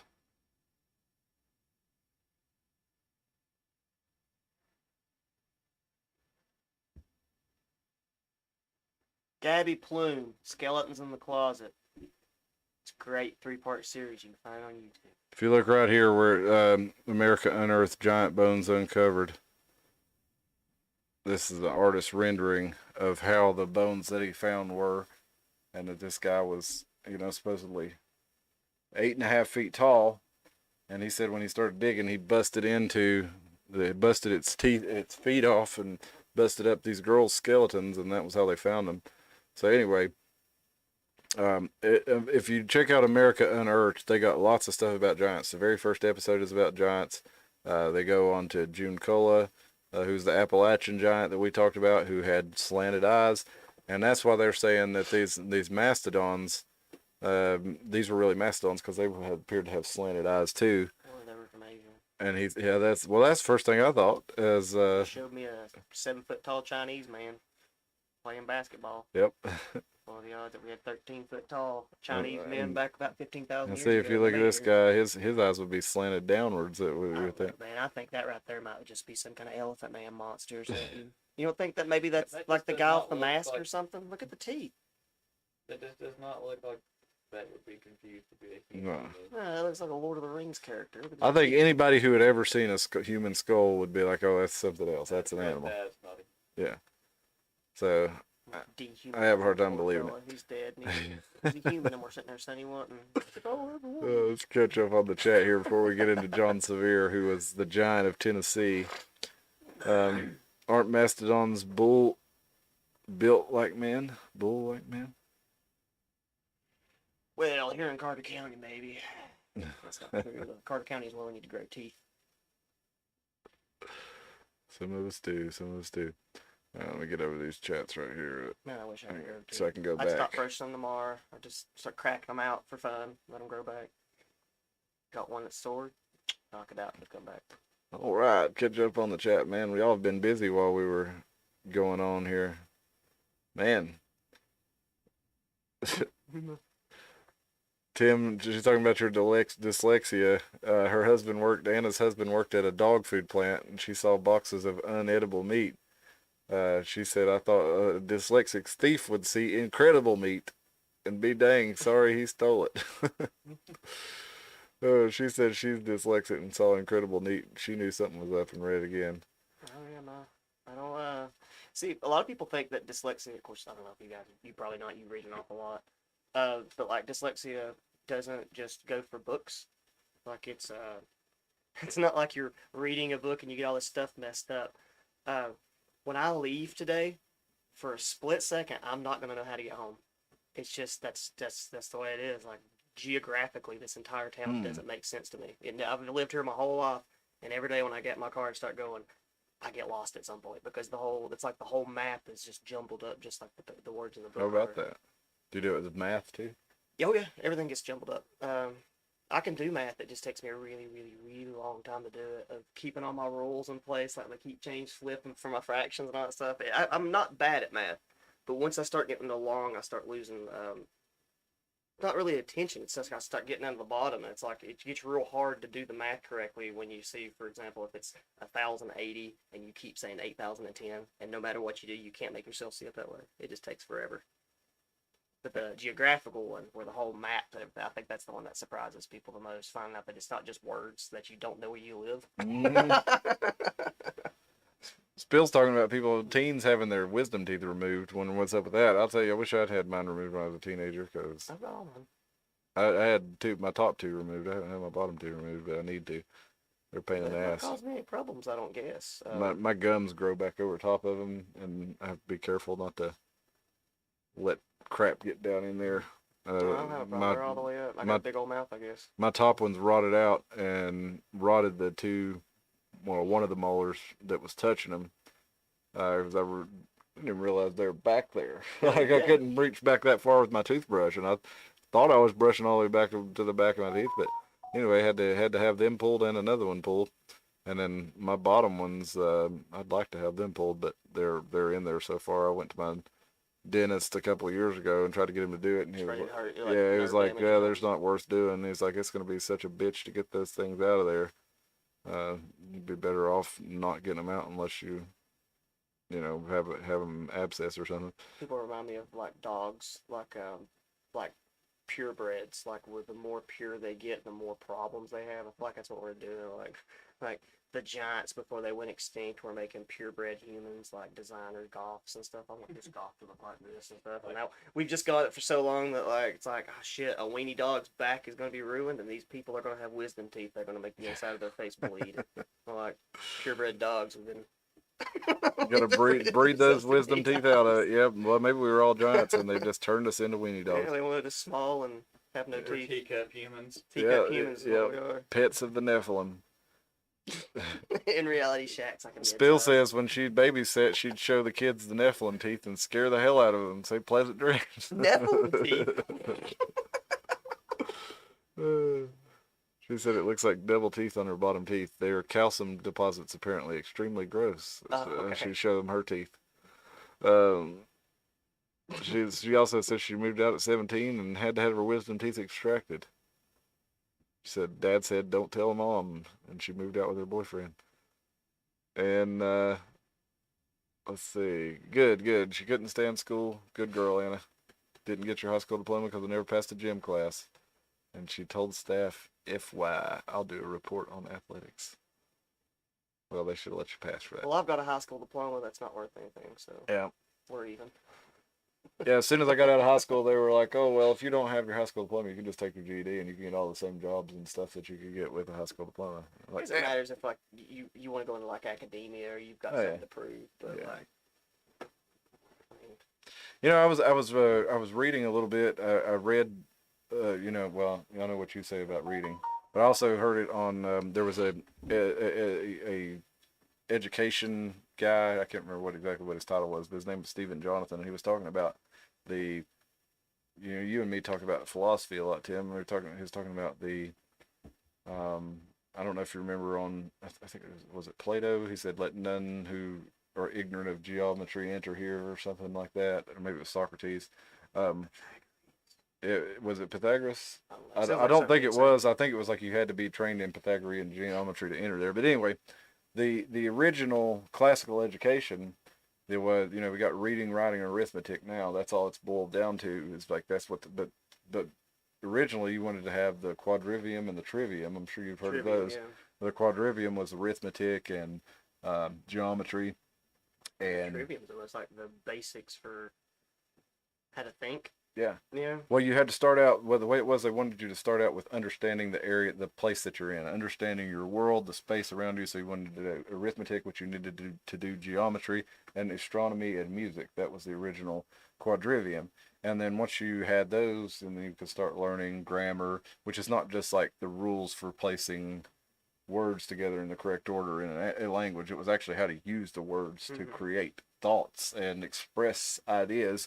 And then there was grammar, logic, and rhetoric, which is, you know, debate and philosophy and things like this. So it's like you form the different parts of your mind in order to make you into a more complete educated person. It was all about educating yourself.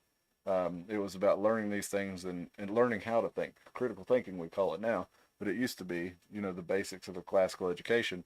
And I realized that, yeah, I learned how to read and write in school, and I learned, you know, I did learn arithmetic and geometry.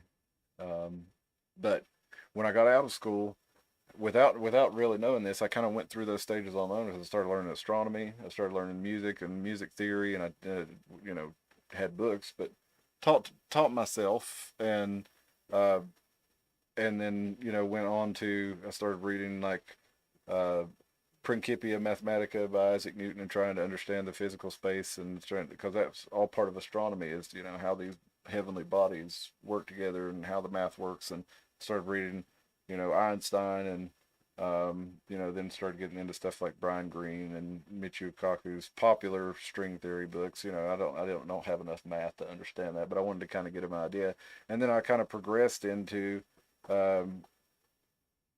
philosophy and classical thought and things like this. And it was like I went after I got out of school is when I actually started learning all these things that the ancient man who was educated would have learned in school, and would have been, you know, working on his critical thought by the time he was 20.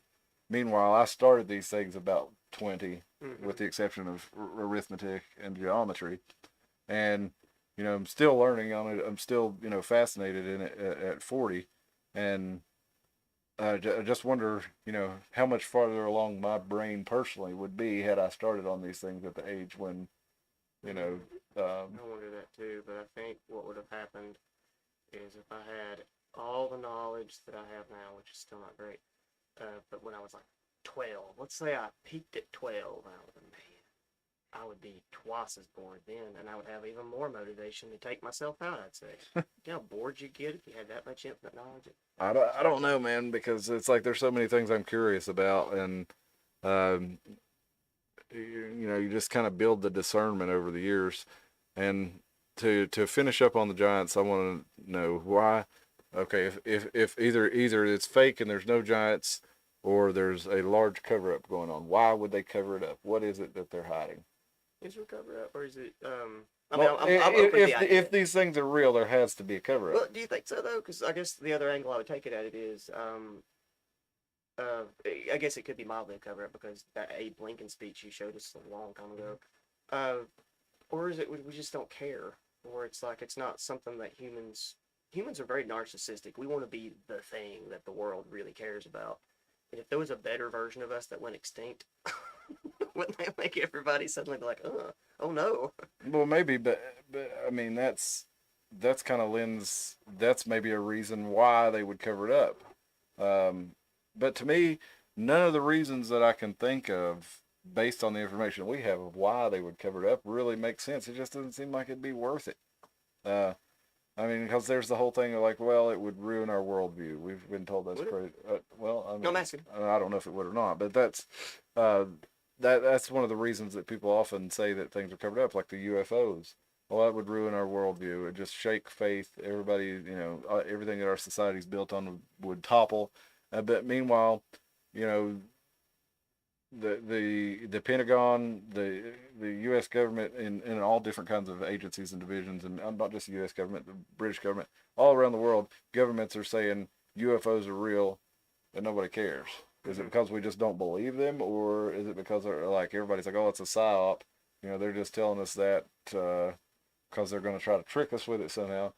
But we don't really see that with giants. They seem to be hard to find. A lot of these reports of giants they were all over the internet years ago. YouTube had tons of giant videos and tons of the real pictures of skeletons that they found, ancient remains that were gigantic, and all that stuff kind of disappeared from the internet.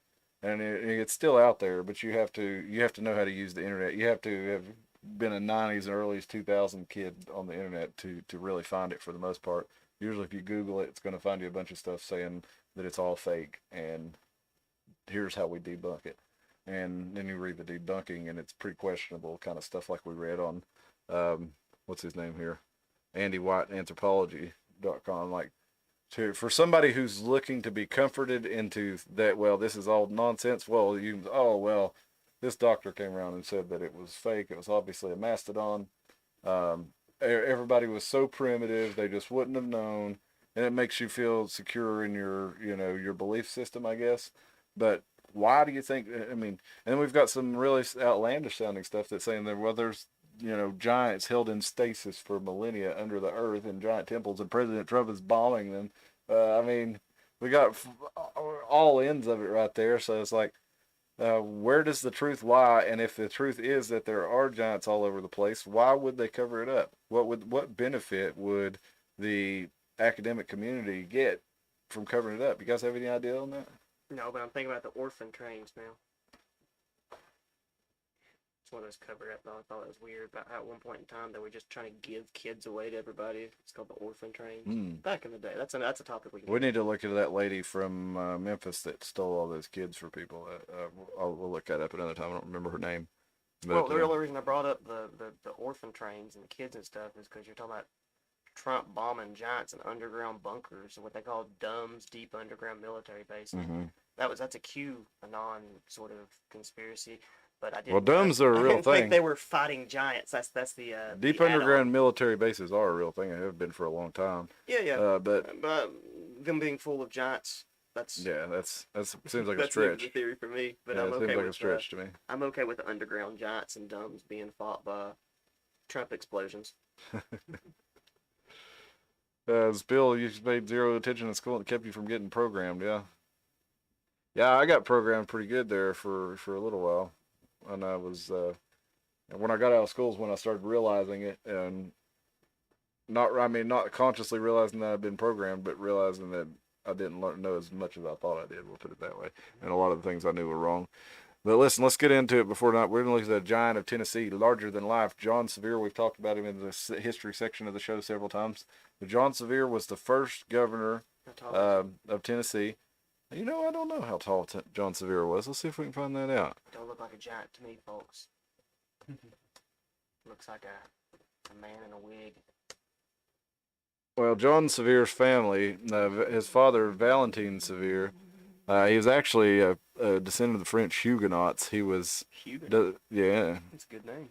Well, his last name was Xavier, Xavier or Xavier, and they changed it to, it was anglicized to Sevier, yeah. Okay. And he was one of these people we talked about, the over mountain man that settled over the Allegheny Mountains and thought he was settling in Virginia, because the British government had a treaty with the Indians that people wouldn't settle down here.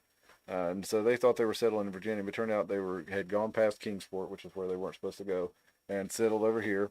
And the Brits told everybody to move back, and the John Sevier and John Carter, several of the people who lived in this area, they formed the Watauga Council, which was the first government west of the Appalachian Mountains.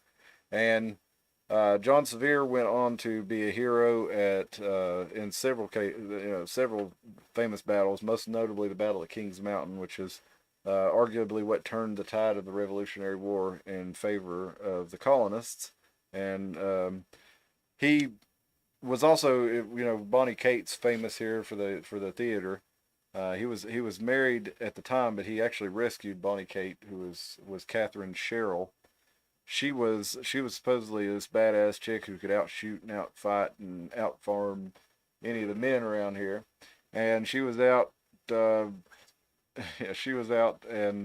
maybe she was. She was out milking cows or something, and the Indians started attacking, and everybody ran back in. They closed the gates, and she was stuck out there, and she got to the edge of the fort there at Fort Watauga and tried to climb in, and John Sevier was the one who reached in and grabbed her and pulled her in. And that's why we know the name Bonnie Kate. And later on, John Sevier's wife died like 4 years later, and he ended up marrying Bonnie Kate, and they had a bunch of kids, I think 7 kids together. And the judge got shot in that theater. Oh, is that right? Oh, I didn't know I don't know that. if he died, but he was doing a little cheating action. Somebody walked in and shot him. I don't know if he died, but there was a judge shot in that theater. I didn't know that. But John Sevier, he went on to lead the men to Kings Mountain and beat Major Patrick Ferguson, which, like I said, ended up affecting, we won't go into all of it tonight, but basically it caused Cornwallis to have to retreat and head up to Yorktown, where he eventually surrendered, and that there was stuff after that, but eventually the end of the war. But John Sevier went on to, they tried to form a new state because North Carolina, it basically stretched all the way out to the west, far end of the American territory. And the people who lived on this side of the Appalachian Mountains, they wanted to have their own government, so they tried to form the state of Franklin, and they elected John Sevier to be their governor. He didn't want to be. He didn't agree with there being a state of Franklin, but he agreed that since they wanted him to, he would serve as the governor. And then Sevier, he went on, earlier on, he had fought in the Indian Wars because the British were trying to rile the Indians up to help them fight the colonists. So Sevier, he fights 35 battles with the Indians, the Creek, the Chickamauga Cherokee, and the Cherokee, and he wins every battle. This guy's an Englishman essentially, and he's coming over here in a new land, and he is just whipping the ass of all the people who live here who attacked him. He said famously that he never had any issues with the Indians. He didn't want trouble with them. He was just trying to live here. He had actually leased his land from the Indians and set it up to where they would be able to stay here. And then the British came and convinced the Indians who lived here to double cross him. So anyway, John Sevier, he goes on to be the first governor of the state of Franklin. Gets into these skirmishes and fights all over the place with North Carolina authorities. They start raiding each other's courthouses and taking the records, because that's pretty much how you took over a government at the time, is you got the courthouse and you got their records. But this was all kind of friendly. It was like they would go in. Yeah. It's not like now. They could just look at like January 6th, for example. Those We're people. taking Elizabeth and Philip. Yeah. Well, that would work that way back then, and back 200 years ago, an idea like taking the Capitol building would have been how you took over the United States. But now it's all infrastructure. It's all electronic infrastructure. Taking that building means nothing. But back then it did, and that's what they did. But it was mostly good natures because most people knew each other, so they would like laugh and cut up and get into, they'd send a group of guys in there and they'd beat up the other guys and talk shit and run off with the records from the courthouse. So all this was going on. Sevier ended up eventually getting arrested, and he was charged with treason. He was arrested for treason, but he was never actually charged, never faced trial. And they let him back into the legislature in North Carolina after he had tried to create the state of Franklin, right? Well, when he was a legislator in North Carolina, he ended up working with the legislature to vote to cede all the land west of the Appalachians to the federal government, and then ended up making it into Tennessee. So they had their state of Franklin after all, but it was a whole nother state. It was Tennessee, named after Tanasi, which was a word that the Indians used. And Which means I don't remember. Let's look it up. Tanasi. Loud ass. Big old mountains. Tanasi, what did it mean? Tanasi, what mean? It means a beautiful princess. Name Tanasi is of Indian origin, is a girl name. People with the name Tanasi are usually Hindu by religion. I was going to say, Interesting. when it says Hindu, though, like, when you're saying, here you go, chicken Cherokee. Tanasi. Oops. Because that's what I was thinking, Indian and Cherokee would be two different things. Oh yeah, I guess it's taken Get about those. That whole American thing where Indian can mean way too meeting much. place, winding river, or river of Great Bend. Okay, that makes sense. And you got the Watauga River, which means great, beautiful water. That is kind of where Tennessee starts. If you go up to North Carolina and follow it over, that may have been what it was named after. But anyway, John Sevier, he goes on. He's 35-0 in Indian battles. Won one of the most important battles of the Revolution. First governor of the state of Franklin, which did not succeed. But then he ended up voting his way to creating a new state where he was the first governor. Now they had a rule that you can only be governor 6 out of 8 years. So he was governor for 6 years, took 2 years off, and then was governor for 6 more years. So he did a total of 6 terms of governor. And they named streets after him in every town. They got, Sevier County, and one of the most famous Tennesseans of all time. There's his cabin there. We got that sucker nearby? No, this is in. Sevierville? I don't think it's in Sevierville. Don't remember where it is. Might be Blount County actually. Here's a portrait of Sevier. I could take him.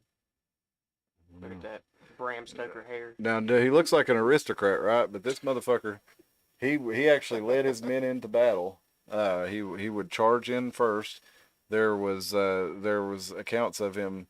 There was one where he charged in at an Indian with his pistol, emptied his pistol out, and got his sword. The Indian, got him down, and he was fighting sword to rifle. The Cherokee Indian was using his rifle as a sword, and fighting with Sevier. And one of his men, this was one of the few times he was actually in danger for his life, or one where it was notated. And one of his men just walked right up to the Indian and was like, from point blank range because it looked like he was getting the better of Sevier. But a lot of the combat they did, like the Battle of Island Flats, the Battle of Cowpens, all over during the Indian Wars, they fought hand to hand, swords against and tomahawks. These guys used tomahawks. He was basically like Mel Gibson in The Patriot, using guerrilla warfare tactics against the Indians and the British. He was expert with the sword, expert with the tomahawk, and he led his men into battle and fought himself from horseback and on foot. And just an all-around badass dude, even though he was an aristocrat, similar to an aristocrat. He lived that frontier life. He was, just an incredible man to have. Not to say anything about his morals, but he did seem to be a moral person and try to do the right thing. But he was a hell of a warrior, hell of a leader, a hell of an explorer and pioneer, and just a general badass dude. So I want to say what's up to Mr. John Sevier. What is this? That's John Sevier's pecker in Knoxville. Okay. Well, it's not real big. That's the General John Sevier Monument. Well, The one in Elizabeth is bigger than that. well, But that's a combination of all the dead soldiers' PPs. I think so. that's just John Sevier's PP. It's pretty big when you consider that's the veterans of all wars in Elizabethan, and all them combined. That's just Sevier's PP And right I'm there. just saying, for every single one of these giant PPs we erect, we need to have an equal sized hole about 6 feet on the other side of it or something to be gender inclusive. So I've said it before, but Elizabeth needs a 60-foot hole on the other end of town to match its monument to sacred and maternal instincts. That's from the Battle of Kings Mountain there. That's where Ferguson's getting shot off his horse there. And we can throw trash down inside of it. Here's a picture of an artist rendition of John Sevier helping Bonnie Kate over the wall there at Fort Watauga. And they named the theater after. That's right. Or did she own it? No, I think they just named it Just after. named it after her. Yeah. But yeah, John Sevier's the man. Was the man. Pretty cool guy. Definitely a giant in the history of Tennessee and the history of the United States, and I really enjoy reading about him. I've read so much about him; it's hard to keep it all in chronological order. So hopefully, I didn't screw it up too bad tonight. But definitely check out John Sevier, especially if you're from Tennessee. You'll find it terribly interesting. Let's check out the chats and get out of here. They're on fire now. Yeah, they are. On fire, it won't break out. Sorry. Anna's, let's see, let me go. Where are we at? What's with the long nose bone? There's no nose bone. Weird. Yeah, that's where the trunk comes out of, and then you got the 2 holes on either side of that under the eyes. So you'd think if they thought it was a human, they would have said, "Oh, this guy had 4 eyes and or 5 eyes." If it was a mastodon, they were thinking was a human. Anna says with her dyslexia, she's excellent at directions, but she sucks at spelling and numbers. Yeah, it is different. Let's see. Spill's talking about the quadrivium and can barely do advanced maths. That counts me out. That makes sense to have those standards, but it's just about understanding the world around you, understanding kind of how it works, spatial recognition. Anna said she had no idea how hard she was to teach to learn. And there was no help for her. She's 62. Bologna, I had weird problems. What does baloney have to do with anything? Are you having dyslexia right there in your typing, Anna? She said action. Teachers had a great time humiliating me. I'm not trying to humiliate you, Hannah. Anna, it's just funny. She knew school was useless. Except the pretty guys in high school, she said. She said she only went for the guys in the 70s. And Spill said she paid 0 attention, kept from getting programmed. And let's see, Paul Bunyan, the famous giant. Yeah, Paul is. Yeah, we didn't even get into him. There's so many, it's hard to keep up with all of them. There's so many giants out there. I mean, I'm telling you, if you just go Wikipedia giant myths, I mean, there were hundreds of them no way you could look at all of them. About Jack, the Jack and the Beanstalk. Yeah, and we were talking about Jack Tales. That's something. Almost all of the Jack Tales have stories of giants in them, and it's real common for Jack the Giant Killer, Jack and the Beanstalk. That one was so famous that Mickey Mouse was Jack the Giant Killer and Jack the Beanstalk. So yeah, there's definitely all kinds of giants out there. Anna said she feels sorry for the kids now. She were watched by all the good moms, but they could sneak out back then in the 60s and 70s. Yeah, I was talking to my daughter about. Well, go ahead. She was listening to a Juice WRLD song, and it's talking about throwing rocks at your window. I was like, how did Juice WRLD even know about throwing rocks at windows? He had a cell phone. He was like 20 when he died a few years ago. Like, he had cell phones his whole life. How does he even know about throwing rocks at windows? 'Cause Sick kid. you didn't have to worry about, waking up the family. Well, the conspiracy is Juice didn't exist. He was a CIA operation. That's why he's still releasing music to this day. Oh, I didn't know he was still releasing music. He released a song last year. He's been dead for 2 or 3 years I now. didn't know that. Let's see. Let's see. Anna couldn't imagine being a trophy getting everything kid never leaving the house. Late 70s, 80s, and 90s had no internet. Lots of internet. It was a great childhood with great music, says Spill. She wouldn't want to be a teen now or a kid. Lots of weird agendas. Yeah, I agree. Well, we were getting programmed for those agendas all along, Spill. It's just a lot more overt now. And it's like all the kids who got programmed through the universities especially right now in the 80s, 90s, and 2000s, the sociology departments in the universities, it's really spilled over into secondary education now, where they're trying to, like, all this theory that they learned, all these people are implementing it now. They were taught that, you're smarter than everybody because you're in college. Now you need to just go back to your home states, hometowns, and put all this stuff into place and teach everybody how ignorant they are and how much smarter you can make them.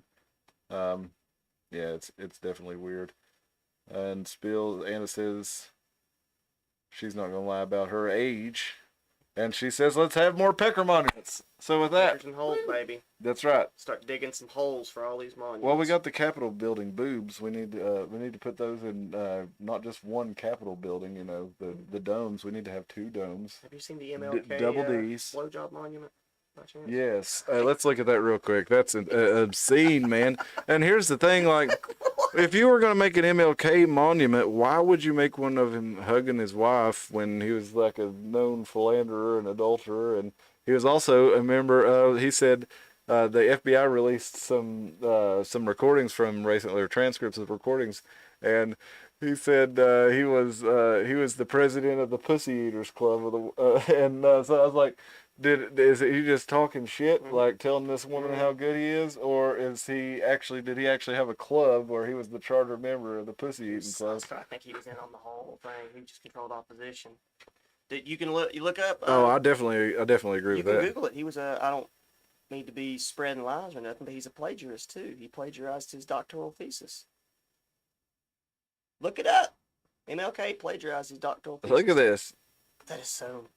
It looks odd. like, that, okay, that's supposed to be their arms embracing without, and I'm all for, art that makes you think and everything, but that's a big fucking pecker, man. It's a floppy one too. It's not like these erect monuments. This thing's floppy, and you get different angles of this thing, and it just looks. It promotes placid thoughts. Look at this one. Art is dead. Look at that. Okay, that reminds me of the one thing. It's like the bathroom thing. It's like for the people with enormous peckers. The one where it's It's like a whole wall that slips it in. That's the pee. Only one angle seems to make sense, the curved.com says. I don't know, man. And let's see if they got a picture of the photo. Where's this at anyway? I think it was in Texas, but I'm not Texas. sure. Let me look here. Creepy statue. Or maybe it was Boston. Maybe it was Boston. That's a more appropriate place for creepy Let's statues. see here. Where is it? Yeah, Boston. Yeah. Let's see. It's called The Embrace, and there was a famous picture of him hugging his wife. I think they should have just made the whole statue of I that. don't even see it. Did you get lazy and just decide to do the arms? Well, they thought they would be artsy, and that was like, remember the commies, and the CIA, they were like wanted to destroy public art and give us like nonsense art that wasn't inspiring and was ugly, and it was all part of the plan. Let's look at MLK, The Embrace. I can't talk with shit. You're fixing this bit well. All this stuff's gonna backfire.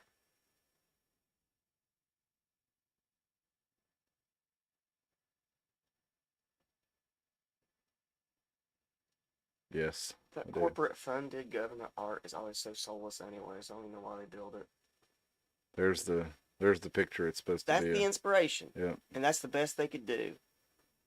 Well, you couldn't just do that. That wouldn't be original and artsy, would it? It wouldn't be provocative, would No, it? we couldn't honor the man. We have to make it, do something that makes it look like he's a giant dick for. And I could see like I could even see the idea of just doing the arms somehow, or doing it without, I don't. I'm just saying, as an What's wrong with artist, the man's face? You're an artist. He has one of the most recognizable faces in history, and you couldn't do the man's face. I You just have to agree. do I an don't. arm and I a don't dick? think there would be anything wrong with it, but I'm saying I can understand from an artist's perspective. You're trying to do something thought provoking and original, but why does it got to be a big old dick, or As an artist, or a big turd?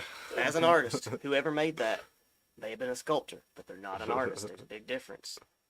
I see graphic designers making stuff for bands all the time that don't have an artistic bone in their whole body. It still looks good, but it's not art. There's a weird Spill says feel small to it. hands. A lot of people say I have very big hands, very big, beautiful hands. They're made for holding large, brown. I don't know. Some would say my hands are too big. Some would say probably the biggest hands around. Hey, listen, it's 12:30. We've been on this all night, man. Let's get the hell out of here. I appreciate y'all joining us, and definitely, if you haven't already, if you're still with us, like that video. Surely you've liked the video if you're still with us. If you haven't, do that, and definitely share this one around. And we'll see you on Wednesday. We'll get into some news and current events. I'll go over some of the WEF news, the WWF news, WEF news, and we'll talk about what they're. SmackDown on that news. Yeah, that's right. We'll talk about the SmackDowns going on in Davos. Not Spill, not Anna, not Sean, if you're still out there. Libby, if you're in here anyway. I don't think I saw you tonight. But we appreciate you joining us, and see you Wednesday night, and then we'll see you You Sunday. do the Rumble thing. That's right. Get us to 100. That's right. We want to start streaming from different places. We still got 7 people watching, so I should make a Rumble account so I could support my own. please do. I did that this week myself. You never said the smiley faces, Anna. I don't believe it. Let's have more pecker monuments and some titties. All right, see you guys.